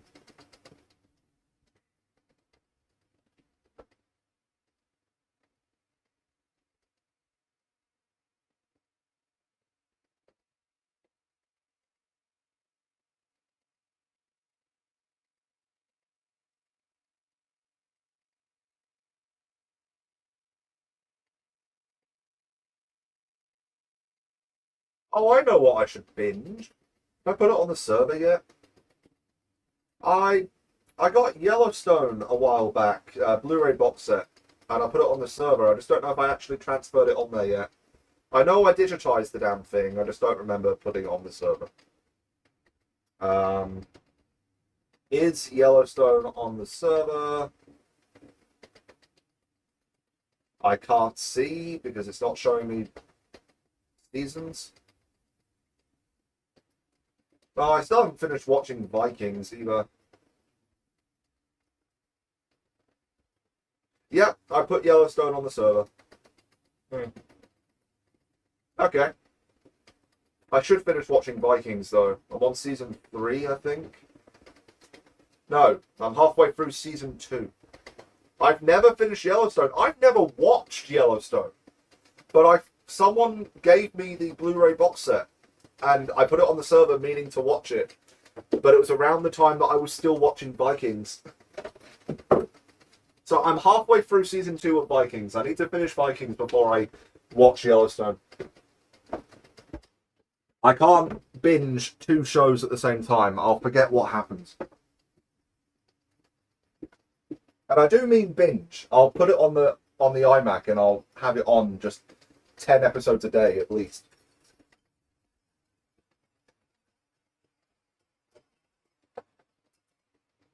I'll tell you something though. That iMac I picked up, it's only a 2011 model, but it's a 27-inch screen, 1440p with brilliant colors and viewing angles, and really good built-in speakers.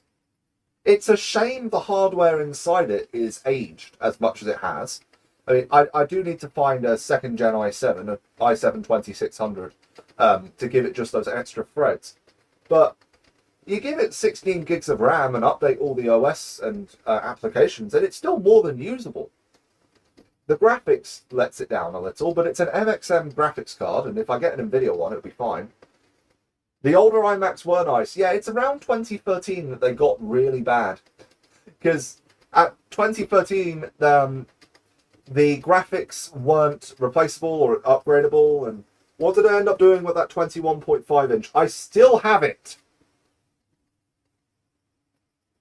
And it wasn't a 21.5 inch, it was a 17 inch.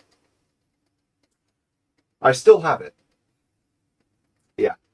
I'm trying to get rid of it. I've listed it on Facebook Marketplace, and I've lowered the price all the way down to 20 quid, which is just the value of the parts I put in it now. The old CRT iMacs. Oh, I've never actually messed around with one of those. And weren't they just called the Macintosh? Oh no, I'm thinking of the Macintosh. The larger CRT ones that had that really nice curved back. What am I doing with my hands? I've never messed around with those. Those were the G3 iMacs, right? Not the G4s.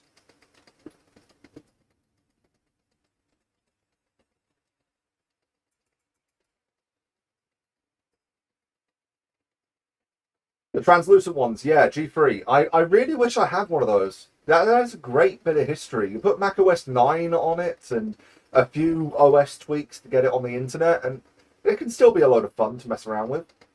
The G4 was cool though. Yes, okay. Now the iMac that I have that I'm trying to get away with, trying to get rid of, that is a G5 iMac.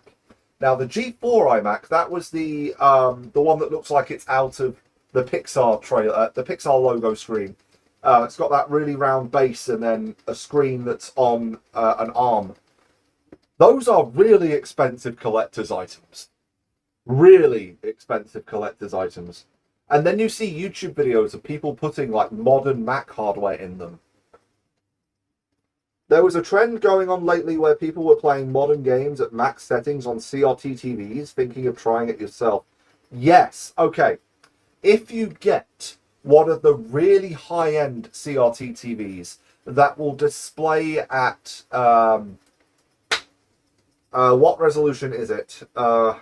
It's not really a resolution, but there are 30-odd inch CRTs, mostly made by Sony, that are retro gaming enthusiasts' wet dreams. They are really expensive, but you can occasionally get them at auction for dirt cheap.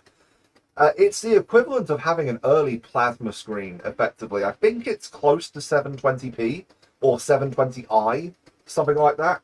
It takes a component input, and they are brilliant for retro gaming. If you've got a Wii or PS2, original Xbox, Dreamcast, Sega, Saturn, whatever you plug into it, it will look amazing.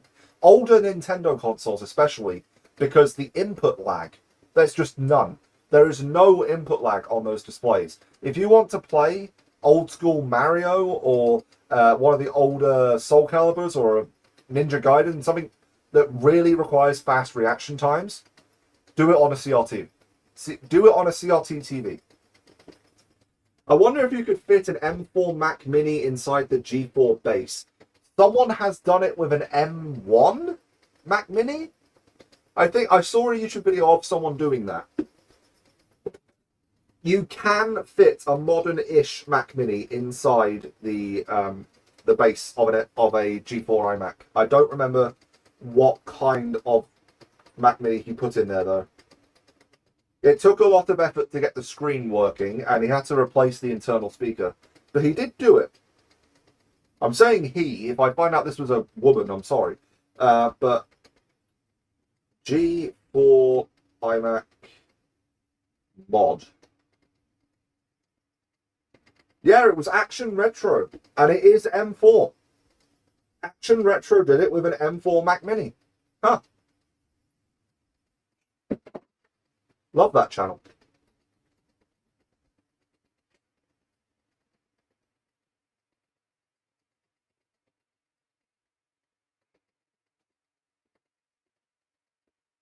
Yeah, so you can do it, but it ruins the the retro aesthetic of the machine, because from the outside, yeah, okay, it looks like what it should be, but it's running modern Mac OS. It's got all these features that the original never had, and if you are trying to revive a G4 iMac, keep it original. You don't need to ruin it.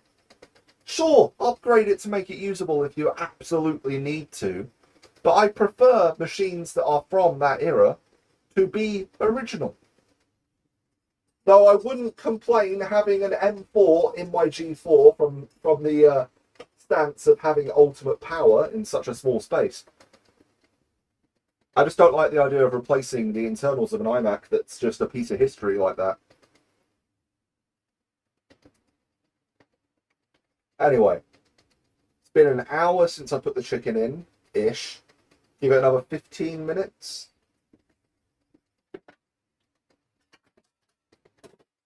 Get the Yorkshires ready. Cover up the oil. Now, I'm not making the Yorkshires from scratch. It's a pain in the ass, so I've just got Aunt Bessie's Yorkshire puddings.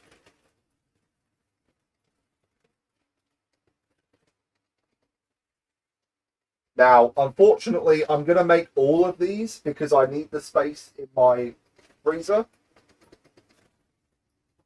I am not eating them all fresh. I will probably put 3 of them on my plate, and the other 3 will have to be for leftovers. Sorry. I need the space in my freezer. And that needs more water.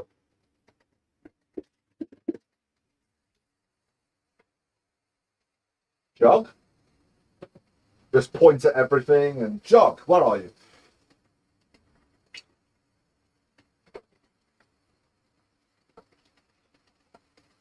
It's reduced down a bit too much.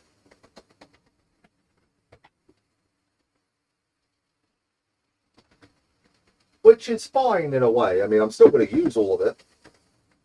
Ah, you know what? No, actually, that's a complete stupid idea. I'm not even going to say that.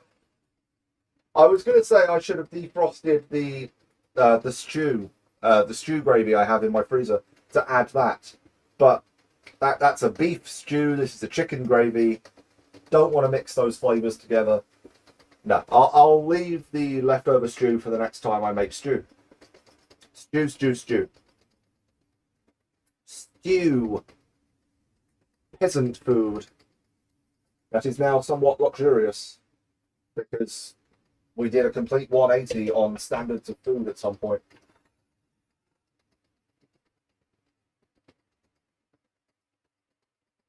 You know, all of the meat that we see as extravagant, duck, pheasant, high-end beef, that all used to just be peasant food.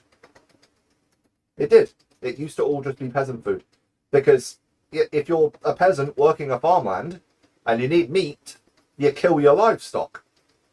But now it's really expensive because we're not peasants anymore. We don't live in little villages surrounded by farmland. We just buy whatever's on sale in the supermarket. So the standards of what is affordable and ready and cheap is it's all completely backwards to how it was 300 or 400 years ago.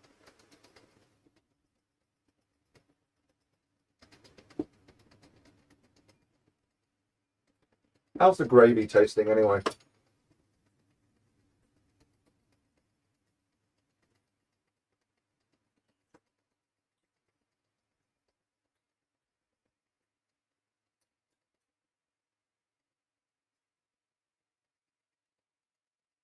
Needs more salt. Needs more salt.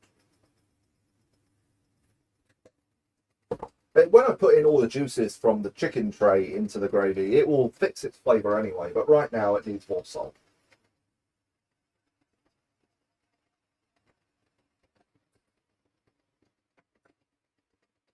Cool. Cool, cool, cool. Wow. Well. You think it's a good idea for me to run to the shop quickly?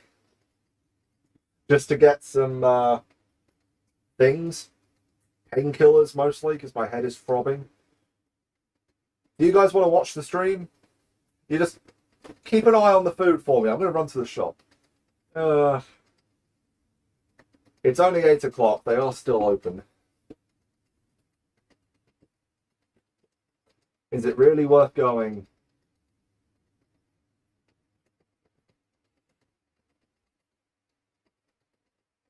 YOLO?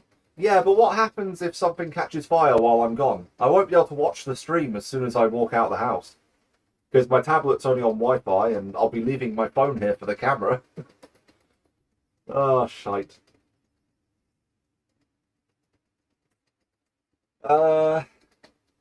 Yeah, screw it. You got this. Well, what are you going to do?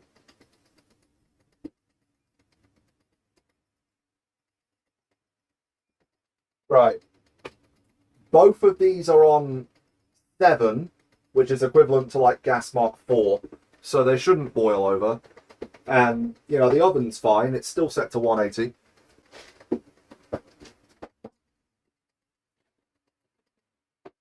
If I come back and the fire alarm's going off, I'm not going to be happy.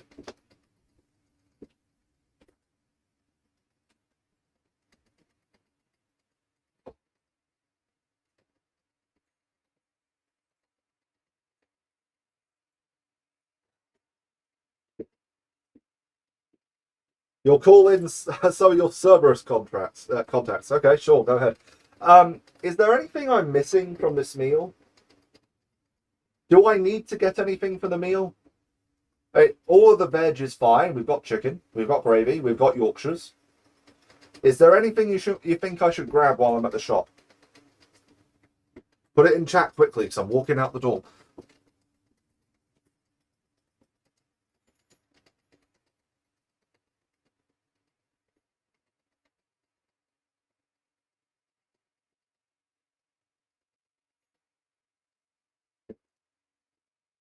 Monster energy drink. With a headache like mine, you want me to have that level of caffeine? Well, once the painkillers kick in, actually that wouldn't be the worst idea. But you don't use Monster to make food, so Pepsi Max. I've already got plenty of Pepsi. Look, I've got a photo stream. Pepsi, all here. Okay, well, both of you have said, get some Jaffa cakes. I don't like those. Caffeine can actually help with headaches. Yeah, but the artificial sweeteners will give me a headache as well. Does Monster Energy, the white one, have aspartame in it? Because aspartame gives me a splitting headache.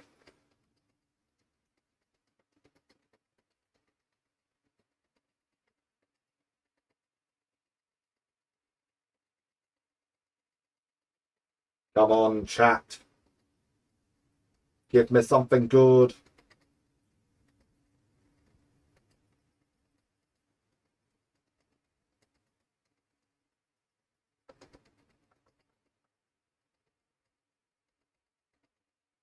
Oh, should I get myself something as pudding? Should I get myself a sweet treat as pudding? I don't usually make myself pudding or dessert, for anyone who doesn't say that. Choco Pops. What the hell are Choco Pops? Is that just a cereal? I don't recognize the name Choco Pops. Is it an off-brand Cocoa Pops? Or is that actually supposed to say Cocoa Pops? I've already got Rice Krispies though. I don't need them covered in chocolate. Okay, right. I'll be back in 5 minutes, and the chicken's got to come out in 10 anyway, so we're good.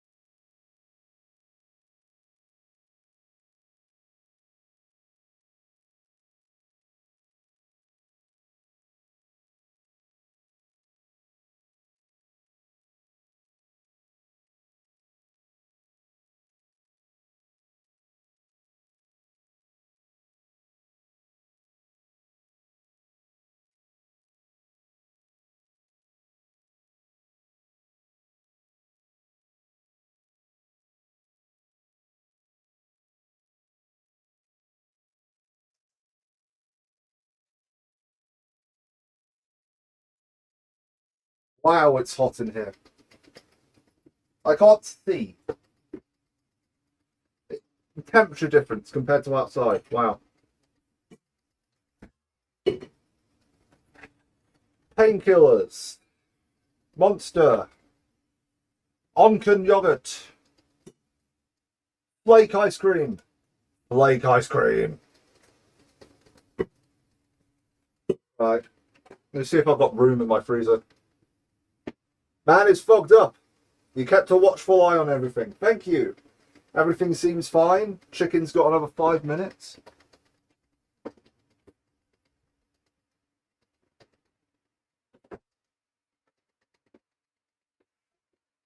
It counts as fitting in the freezer if you chuck it and then slam the door shut, right? I missed the gnome. Was there a gnome in my kitchen? It's supposed to be in my garden. I don't have a garden.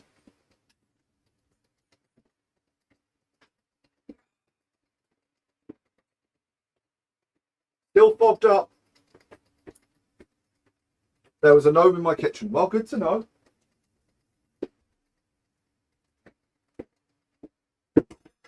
Sit down for a few minutes while I wait. He took my Nutella. No! Don't joke about my Nutella, man. I should have bought milk. I'll get it tomorrow. Ugh. What's the recommended dose on this? 2 every 4 to 6 hours. Yeah, no. Absolutely not.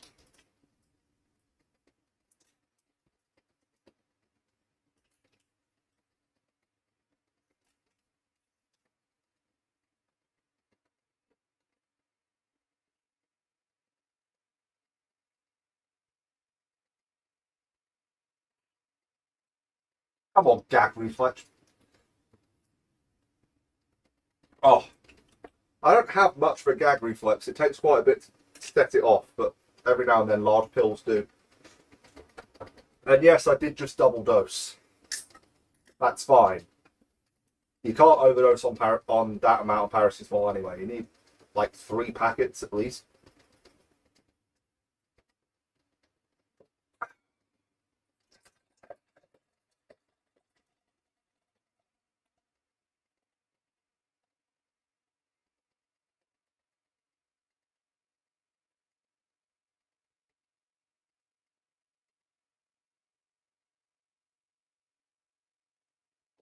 What's the D50 on paracetamol? The D50 being the dosage at which 50% of people would usually die from it. Ah, my glasses.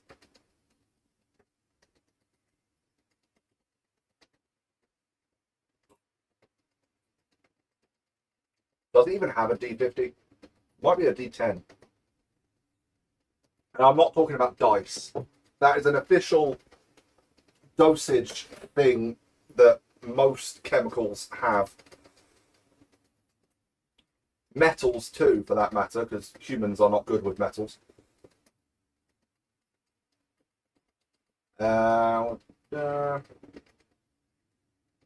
Paracetamol D50.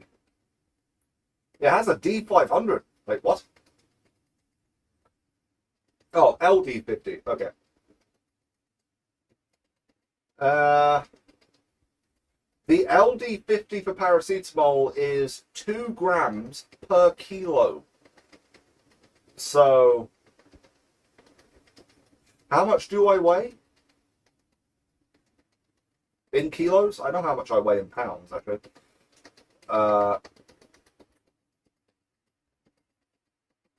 So, the median lethal dose of paracetamol for me would be about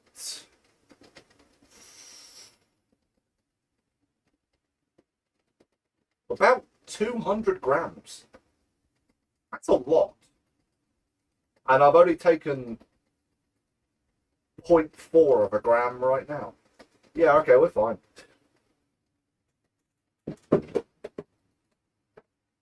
That's specifically the dosage at which I would have a 50% chance of dying. That is not the actual instantly lethal dose. That would be a lot of paracetamol, okay? You're not getting that out of a single packet.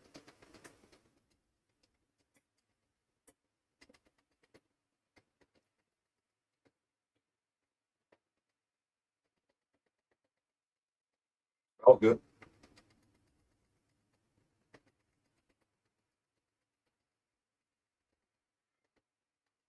Chicken's got to come out. Yeah, gonna have 5 more minutes. Well, when I say come out, I just need to remove the foil and stir it. There's room for more. No, I'm just saying that I haven't taken a deadly dose. Have I ever tried acetaminophen for headaches? I don't know that you can get that over the counter, can you?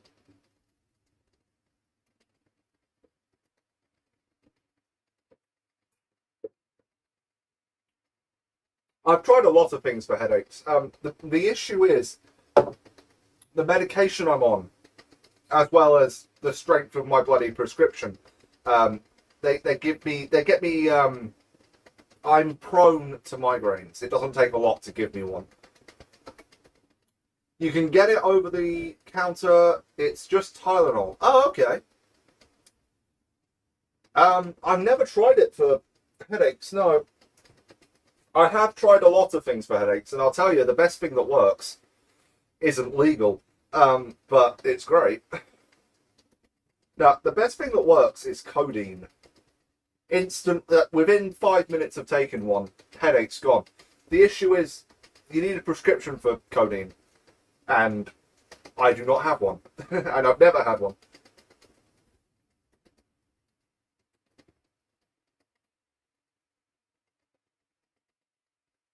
Wait, acetaminophen, that is paracetamol. That's what I've just taken.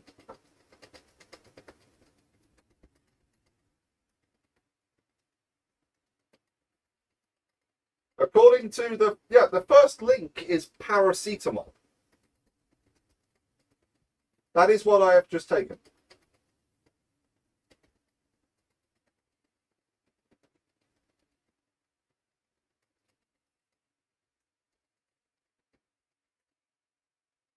Adults should generally not exceed 4 grams within 24 hours.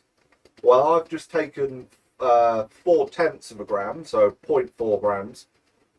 So I could take 10 more of those doses before I am beyond the recommended safe limit. Common brands: Tylenol, Panadol, Feverall, and Tempra. I want some Tempra. Tempra sounds exotic.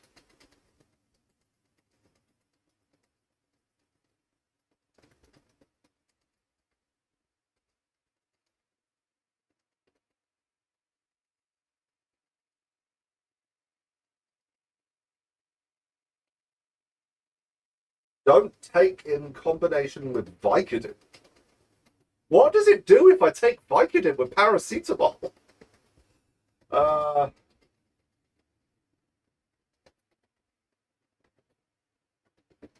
can cause liver disease with excessive use. Okay. Codeine is a narcotic. Interesting fact: in Canada, you can buy 2 Tylenol, which contain 8 milligrams of codeine. Yes, you can get cocodamol, which is codeine and paracetamol. That is the most regular prescribed form of codeine in the UK. Yeah. I still need a prescription for it, though. I've never had one, but I have taken it. Used to take it quite a lot, actually. There's always a method of getting some. I'm going to have that yogurt in a minute. Just get my my stomach health in check. Right. Time to do the do. And by that I mean time to take out that chicken. Time to take out that chicken. Stand back for the smoke. Wasn't too bad. That is hot. And what am I doing? Oh!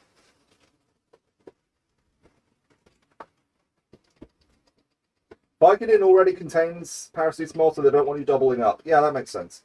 Let me get out of the way. Look at that chicken. Look at that chicken. Looks good.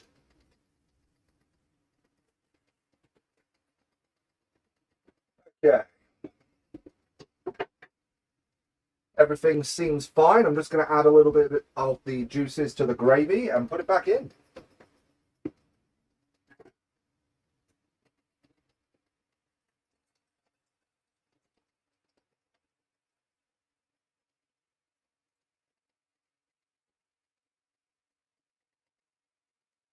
Oh.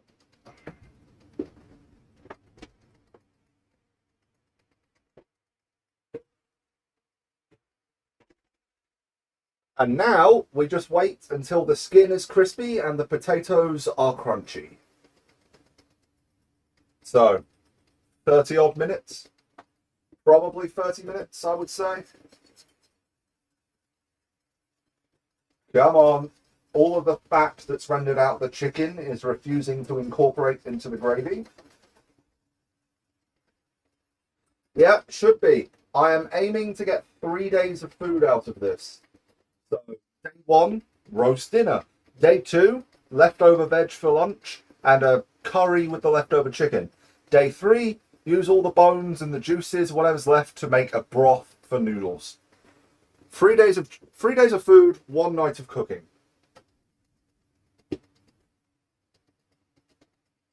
Or 2 nights of cooking if the curry counts.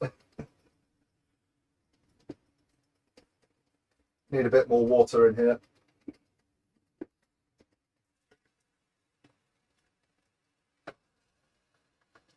I've dropped more frames. What is going on tonight? Am I downloading something? Did I leave a download going? We've dropped 700 frames this stream. That is 22 seconds.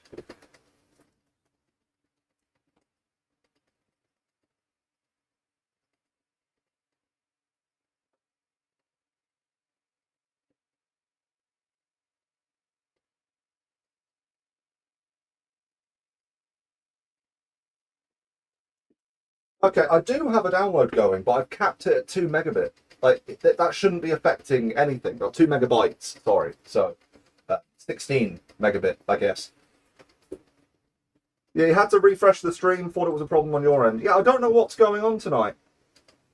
Like my upload speed is 30 megabit, and I'm only streaming at 6. So even with a download going, that shouldn't be affecting anything. Maybe it's just a crappy Wi-Fi signal today. I mean, the laptop isn't complaining, but I don't know. Maybe something's up with my router. All right.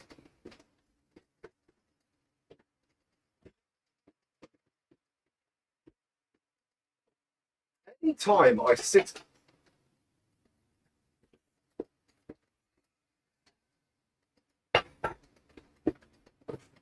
Right. Anytime I sit in front of a camera eating something with a spoon, I am reminded of that there is an iCarly episode where iCarly's big brother or whatever sat in front of a camera eating cereal and was contacted by a load of therapists who said they could help him. I am reminded of that every time I sit in front of a camera with a spoon. Of just this guy sitting in front of a camera for several minutes eating cereal. Doesn't say anything or do anything, he just eats cereal.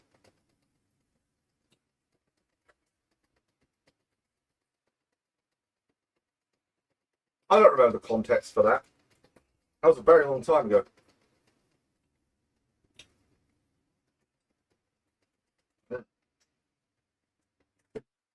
Cherry. Actual cherry flavouring too. None of that artificial crap.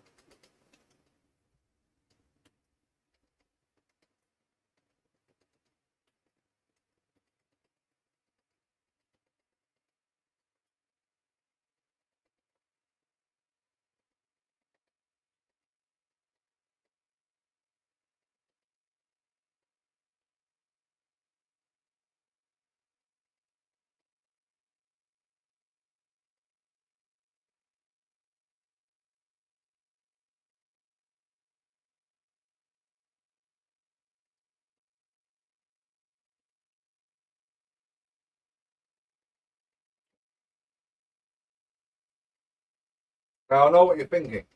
This is going to spoil my dinner. I am 40 minutes away from dishing up. This is not going to spoil my dinner.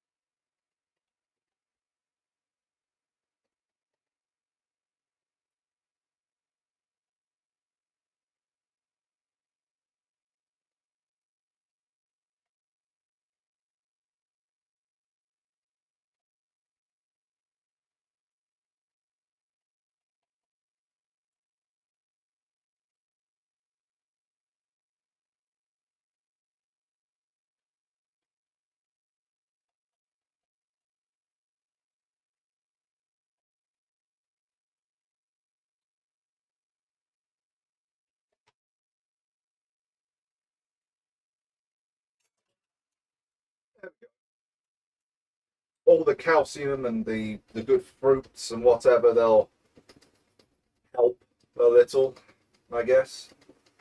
Also, it's good to just have something in my stomach. I haven't eaten anything yet today.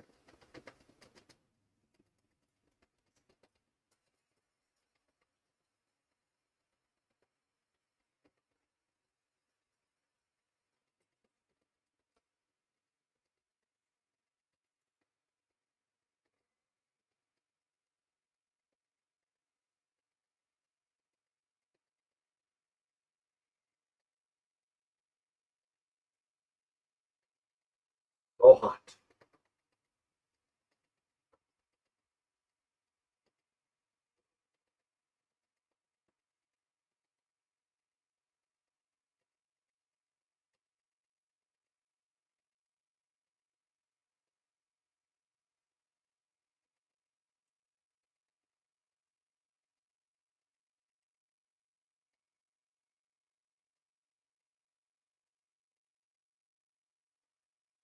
Yep, the skin is starting to crisp.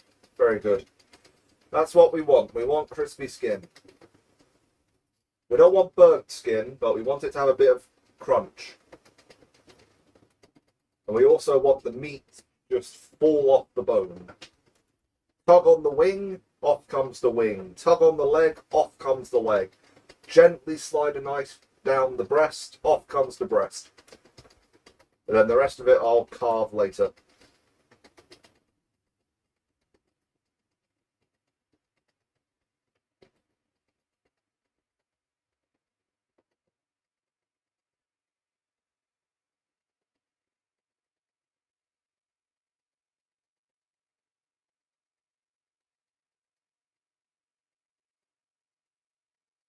Yeah, who needs a sauna when you have this room? It is so damp and warm in here right now. But seriously, it's damp. But there is a dampness to the air, to the surfaces of everything because of all the water I've been boiling. It's as bad as when I make stew. But at least when I'm making stew, I don't have to sit in here with it.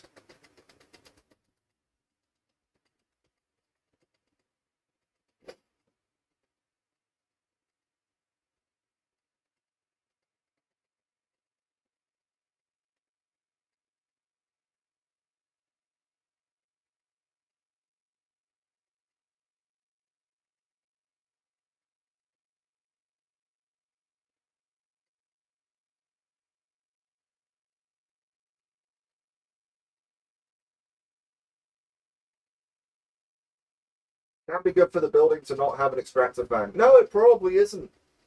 It probably isn't.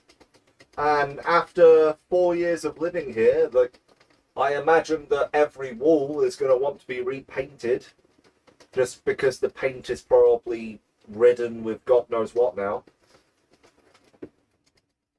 You find cooking to be cathartic. You'll usually pair it with a podcast or a live stream. Yeah, I wish I could have music on during these streams. But unfortunately, A, doing anything through the laptop would slow it down. And B, the VOD would get content matches and it would be taken down. Like, when you're live, you can play whatever music you want. But the VOD, then licensing becomes an issue. So if I actually want these VODs to be watchable, I can't get away with playing music. I mean, I could stick my headphones on and listen to music myself, but that doesn't help you guys.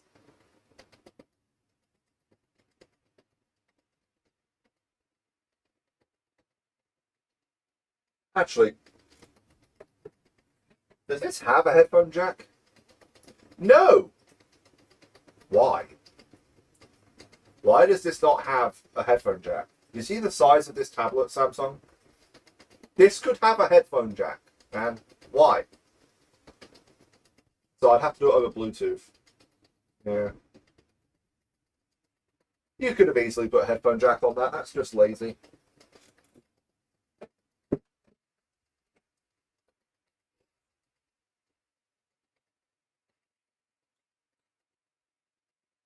VOD.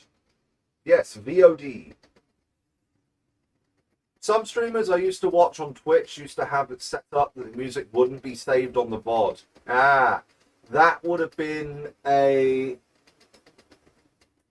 Yeah, that would have been an audio mixing thing where they had 3 separate audio channels. So whatever their game or music was from the desktop would have been on one channel. The microphone would have been on another. Streaming setup, mixing that together would have been on a third. And then so you'd have your microphone on channel A, you'd have your game on B, you'd have your music on C, but then only A and B get saved to the VOD, and then A, B, and C got sent to the stream. There are ways of doing that, but not if I want to be able to have the music playing on like a loudspeaker, because then it would be picked up by the microphone. I can't do that.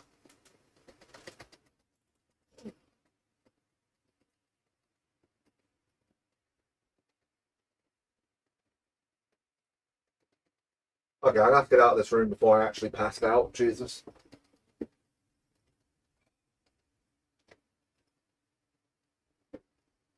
Let me show you something ridiculous. Do you see? No, no, you don't. I'm gonna have to swap you over. Do you see how fogged up that window is?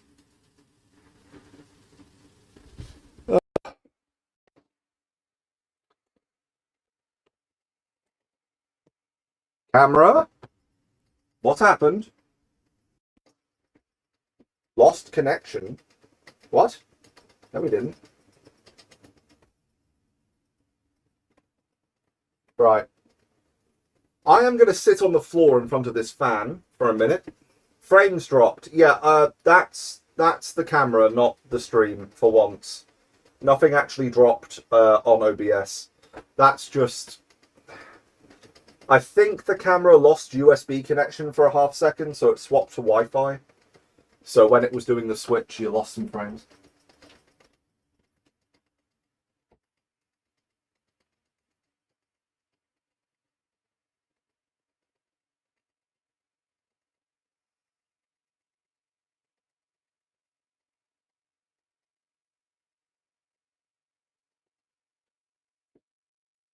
What was that on my window? I was showing you how steamed up it was because of how much moisture there is in here right now.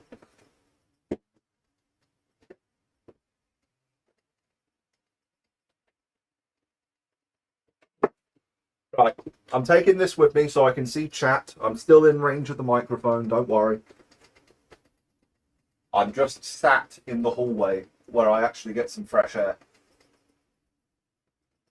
I've only moved 4 feet and it is noticeably colder here.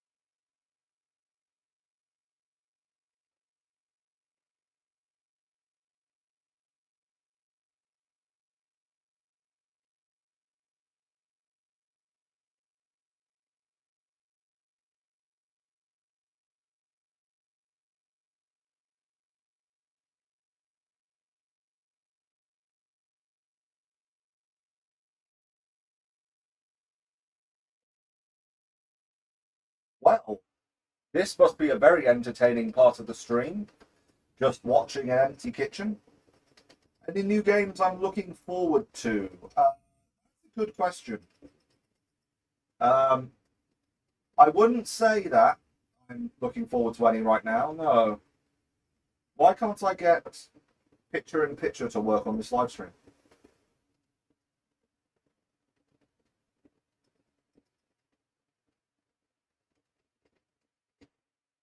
Ah, it won't keep playing the live stream in the background. Why? I have YouTube Premium. Why can't I play the live stream in the background? Okay, fine. I'll just force you to be picture in picture a different way.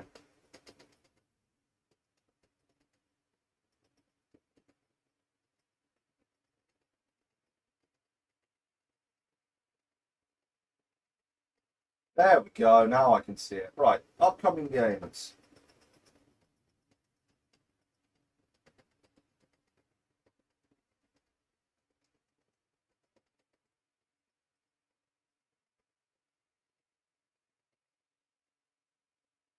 What's coming out soon?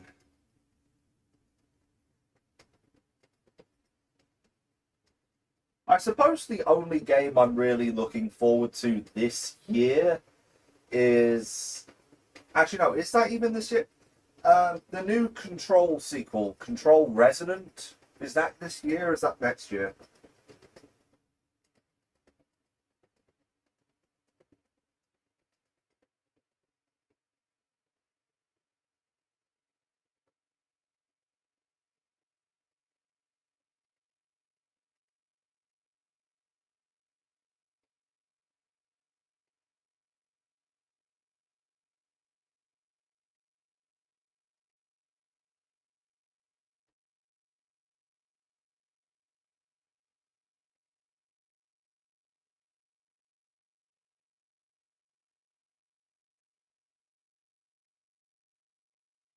Isn't the Fable reboot this year? Is it now?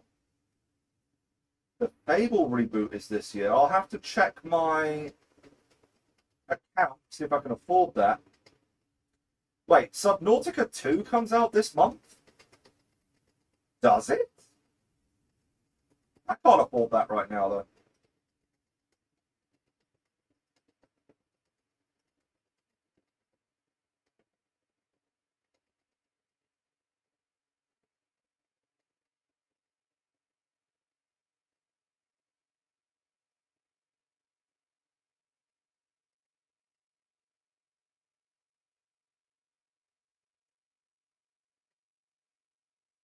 Oh, hold on a second.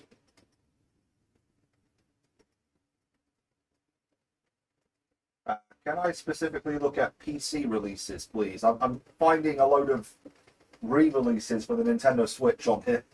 That's not helping.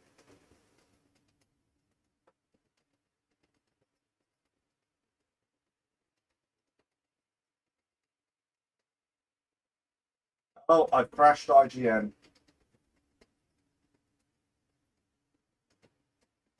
The IGN website crashed.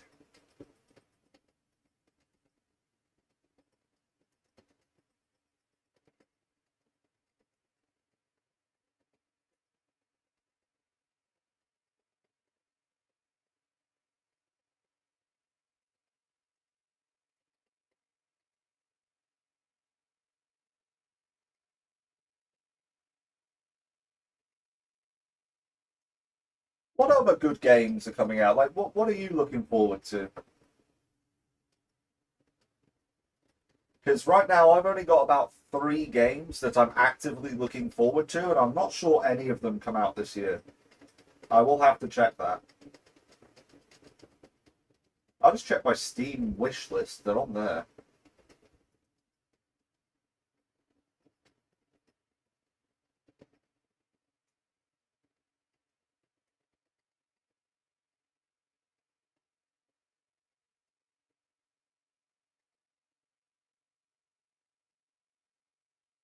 Yeah, Fable is something I would definitely want to play. I'm not sure I can afford it right now, though.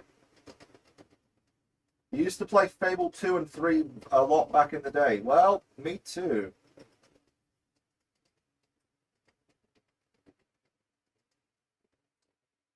There is that 007 game that's coming out. I'll have to wait until the reviews are out to decide whether or not I want to spend money on that, because that's going to be expensive.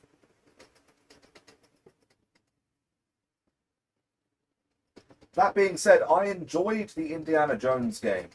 That was pretty good, so maybe they'll get James Bond right. I don't know, they got Indiana Jones right.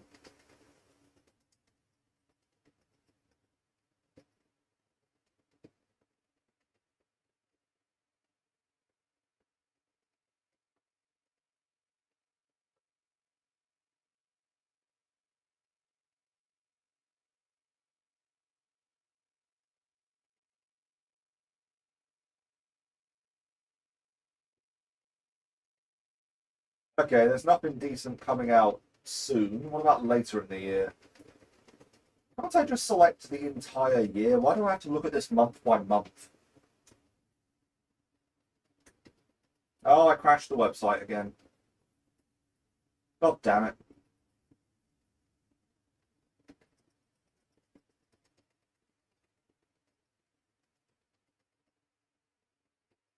The creators of BioShock are working on a new game. Well, that would be interesting.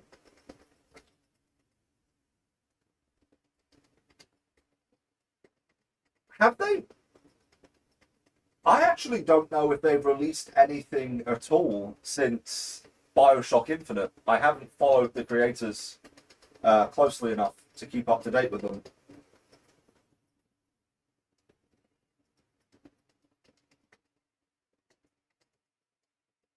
What have they released since Infinite? I really haven't kept up to date with that studio.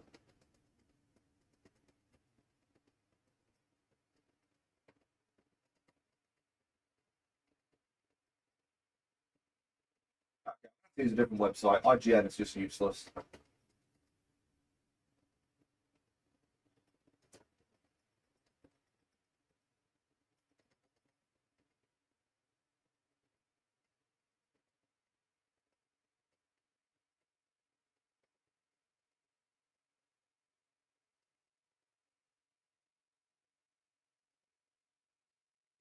Oh, everyone was so excited for Code Vein 2. It's at the top of Games Radar's best January releases.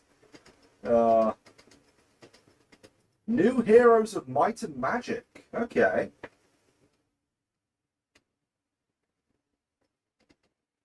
Oh, High on Life 2 is out. How have I not played that yet? Damn.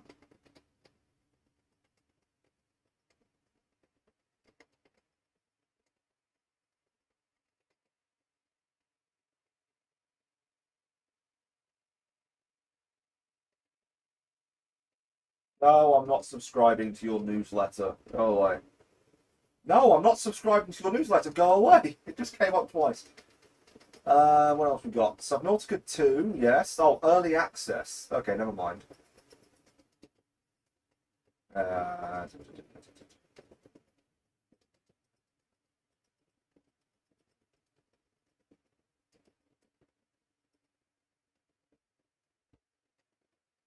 Final Fantasy VII Rebirth is going to the Nintendo Switch 2 and Xbox Series X. Okay, Xbox makes sense, but Nintendo Switch 2, are you even fast enough for that game? That is a really demanding game. Maybe they'll turn off the tessellation. That would help.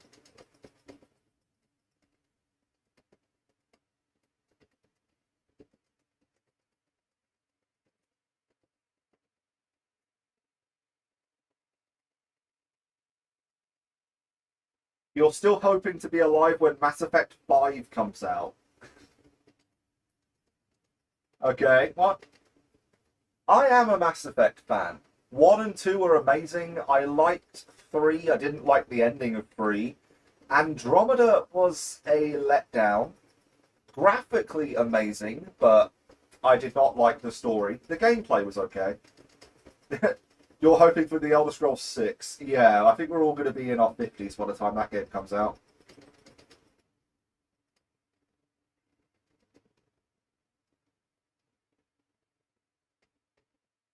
Oh, okay. Control Resonant is apparently a 2026 title, but there's no release date yet.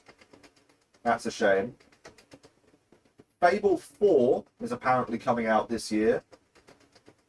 A new Fate game is coming out this year. That's going to be interesting. The next Fire Emblem. Oh. You've been going back to Morrowind. Have you seen the mod that lets you play Morrowind from within Fallout through the Pip-Boy? There is a mod that lets you play Morrowind in the Pip-Boy. So you just play it within a different game. It is effectively just running the game in the background, but all the graphics are inside Fallout. It's an amazing mod. Fire Emblem Fortune's Weave, Nintendo Switch 2. It would be interesting to see what they do with Fire Emblem on the Switch 2, since it's so much more powerful. Did I hear the rumors about the new Smash Bros. For Switch 2? No. But then again, I don't play Smash Bros. Haven't done since the Nintendo Wii was relevant, so it's been 20 years. You were watching Mickey D play it. It looks yank, but yeah, it is cool that they pulled it off. Oh yeah, Gears of War E-Day is supposed to be this year. Hope that actually happens. I do like Gears of War. The sequel to Lord of the Fallen, that's supposed to be this year. No release date yet, though. What else we got?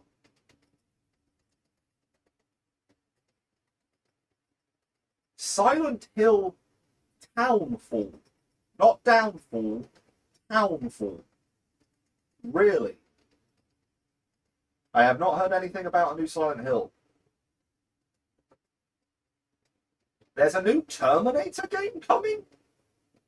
Are they still milking that franchise? Really? There's a new Terminator? Okay, yeah, there's a new Tomb Raider. I knew about that. I do love the Silent Hill games. I recently actually got around to playing Silent Hill 2's remake because I was distracted when it came out. I have played Silent Hill F. That's a great game.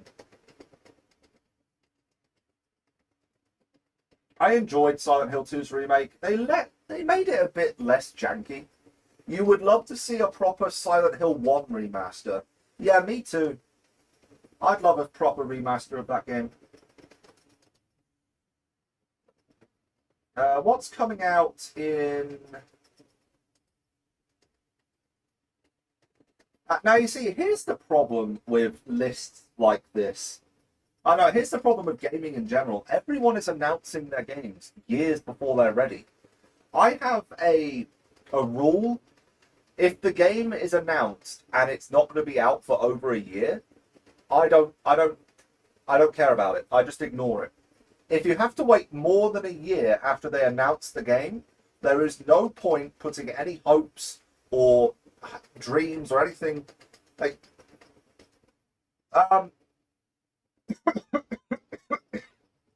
let me just cough. The one that's annoyed me is the next Divinity game, because we got a really well presented trailer, full CG cinematic for the next Divinity game.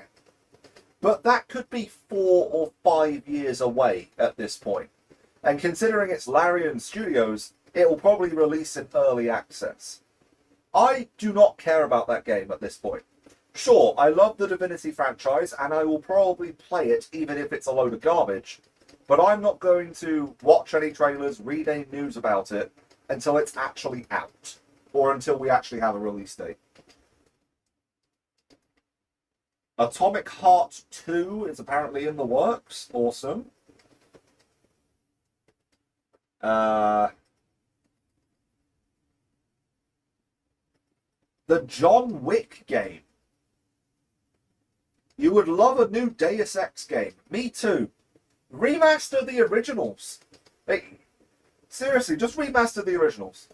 Okay? Square Enix, you own the rights to the game. Just remaster them. They're great games.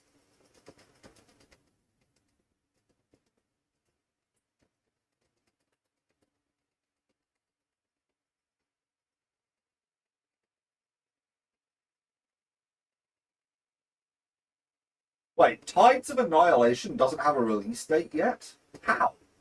Wasn't that announced over a year ago? Is that another one that I should be ignoring? Tides of Annihilation. Yeah, they released a gameplay trailer for it not too long ago. Surely the game isn't that far away.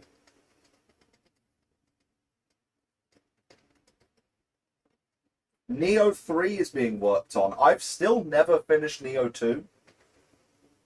I've played Neo 1 a lot. I used to speedrun it. I have never played Neo... No, I've never finished Neo 2. I've given Neo... I probably reached about halfway through the game 3 or 4 times. I've just never sat down and finished it.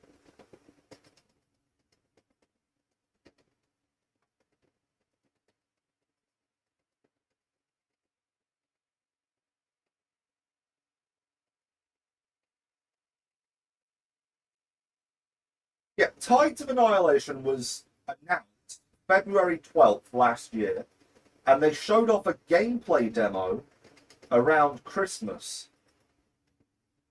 And it looked fairly near finished. Like, maybe that was just a vertical slice. Maybe that was just a vertical slice. Yeah, 2nd of December. Damn.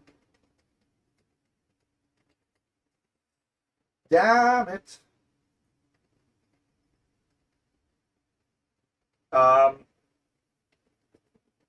Something's happened.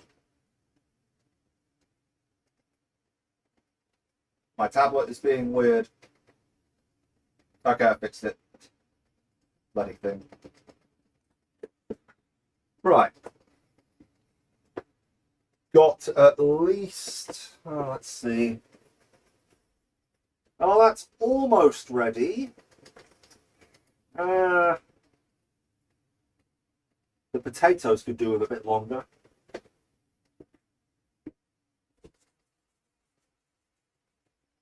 You're almost done. Oh, you're ready.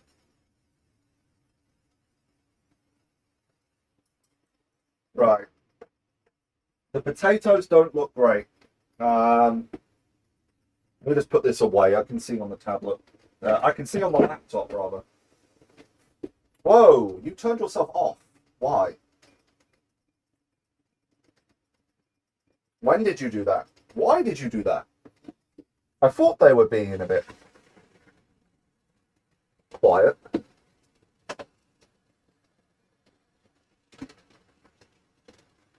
Anyway, in terms of games that I'm actually excited for coming up, there's Tides of Annihilation, which I do want to play because it's an alternate... it's a modern-day King Arthur inspired story. Knights of the Round Table specifically. The main character is Guinevere, voiced by Jennifer English, which, okay, fine. Did I ever get into VR games? Yes! I loved VR, and still do. If I can ever get around to actually buying a headset, now that I've upgraded my PC especially, I have a backlog of VR games I've wanted to play for years. It's just every time I get around to, oh, I should buy a new headset, something else gets in the way and then I can't afford it. And when I say new headset, all I'm going to do is just buy like an Oculus Rift S, something that I can actually plug into my PC that has inside-out tracking, because that's all you need. Okay, sure, you've got the Quest 3, Quest 4, whatever the hell you're up to now. You've got Steam's new headset coming out. They're outside of my price range, the Steam headsets, the HTC Vive especially, and I don't need them. The Oculus Rift S has a high enough quality screen, it has good enough tracking, that it comes down to how good the game is to play.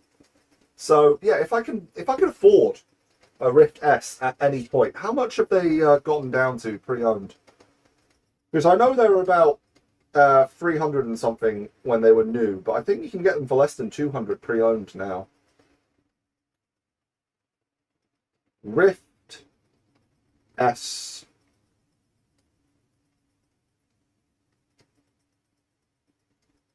Now, Oculus Rift S. No, I don't want to install this website. Yeah, I can get a Rift S. I'm trying to show people this. I can get a Rift S in B quality, which means it might have a scratch, for 115. How much is A quality? How much is A? Do they have any A's? They might not have any A's. It's an old headset.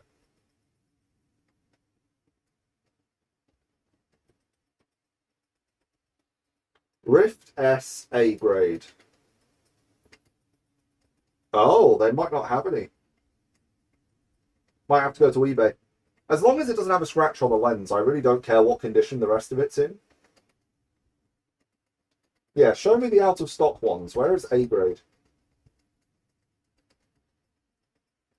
Okay, they don't have any A grades in, but it's down to 140 quid now. That is less than half price compared to a new one. How are they doing on eBay? There's not really any problem if I buy a B grade one from CEX. I mean, I get a 5-year warranty anyway, and I can return it within 14 days no matter what. But I would very much like one that's guaranteed to have okay lenses, because I'm going to have to order prescription lenses to go on top of them anyway, because my eyes are terrible. So I just don't want a scratched lens. That would be the end of my interest in that product.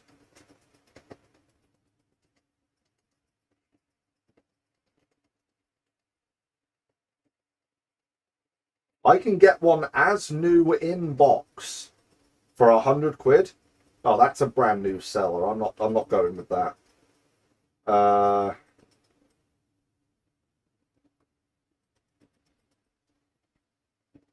Yeah, they're about 100. They are cheaper than CEX.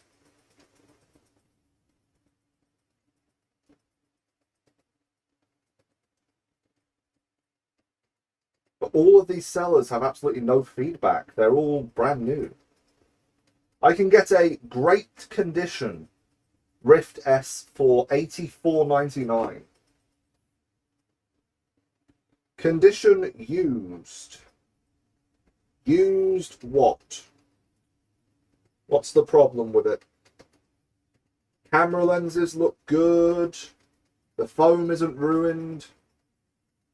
I can actually probably afford this next month if this isn't a complete rip-off. Yeah, the foam's in good condition. Controllers look fine.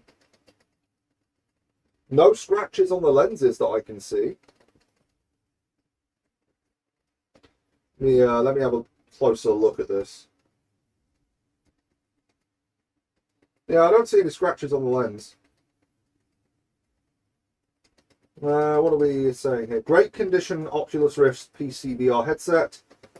2 tiny scratches on the lens, which cannot be seen in photos. Well, that's helpful. Right. I'll buy one from CEX for 110, 115, whatever it was, at some point. I can't do it this month. Actually, I got turned down for my... I applied for a debt consolidation loan. I got turned down for that. But I applied for something else that I think I was approved for. I'll have to wait and see if I get an email about it this week, but I might be able to afford an Oculus Rift soon. I can't guarantee that's going to happen, but soon, TM. I have the space for it. Like, if I put my table away and I put my chair on the bed, I have probably 8 by 5 foot of space, which is enough for VR. It's not a great amount of space for VR, but yeah, 8 by 5 foot, you can walk around a little at least. Just have to make sure not to punch anything. Okay, how we doing? It is time to dish up. Oh yeah. Oh yeah, look at that. Crispy chicken skin. Potatoes are starting to blacken, so they're all nice and crisp. Onions aren't burnt, the carrots are. Never mind. That is good.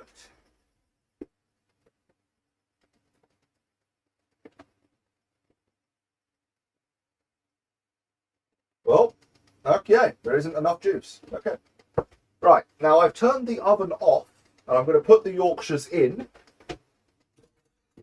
for about 10 minutes. They're already cooked, so all I'm really doing is heating them up. You've been playing VR2 lately, currently playing Wolfenstein in VR, which was a lot of fun. Do you want to know what's great in VR? The PT playable teaser demo that was released on the PS4 back in the day. It was ported to PC at some point, and they made it VR compatible. That is a terrifying game in VR. Sadly, that is a mod, and it is a pirated game technically. So, I can't recommend it. But it is a terrifying game in VR. They did a great job.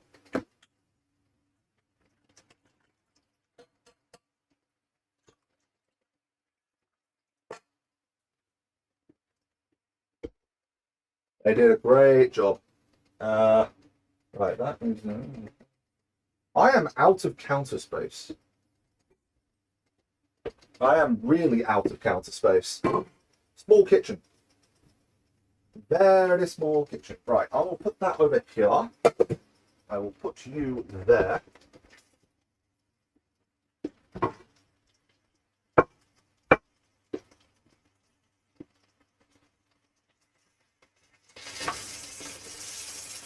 Fine. Right,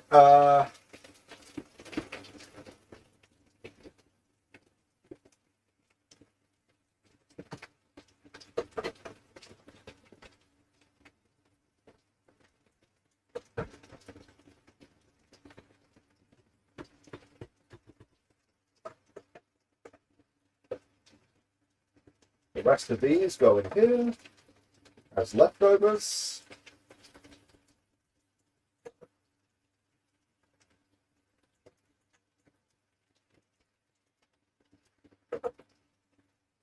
Cool. All right, let's get some veg.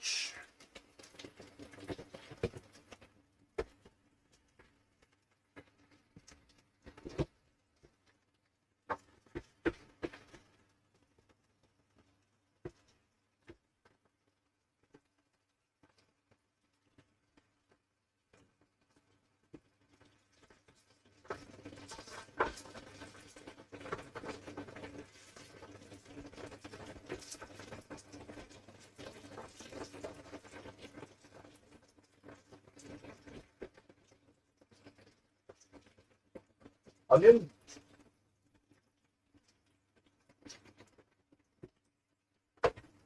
Right, don't need that now. And now, to liberate the chicken.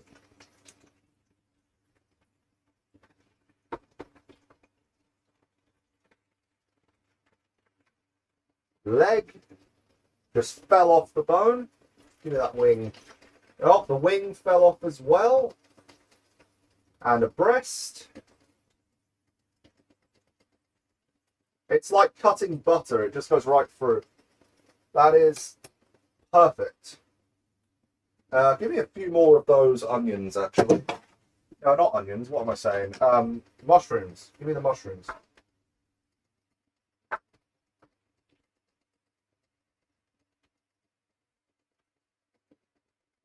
Yeah. Oh, no, gravy. Can't forget the gravy.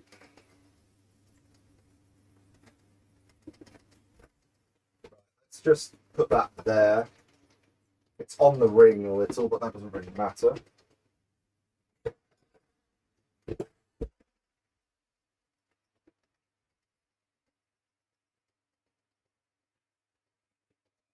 Aha! Put the leftovers in here. Get rid of the tray. And now for the all-important part, the gravy. Delicious, delicious gravy.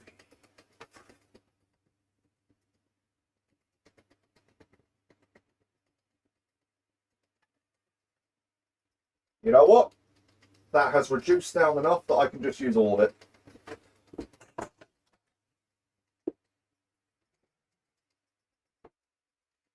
So there we have it. One roast chicken dinner with onions, potatoes, sweet corn, veg, and all descriptions. This is a lot of food, I know. But this is going to be the only thing I eat tonight, other than that yogurt I had earlier. So that's fine. And the leftovers will be turned into curry tomorrow. And I'll do something with the veg, most likely. And the bones, as I said, I'll use them to make broth.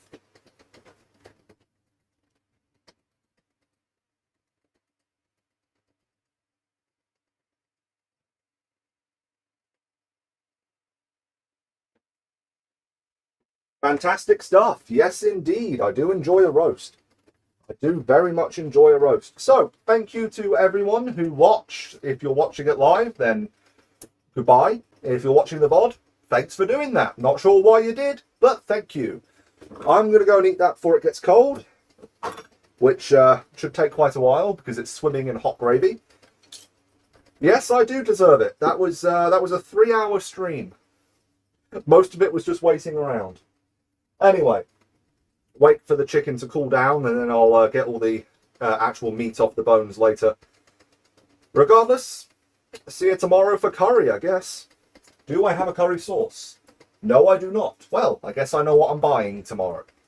Goodbye.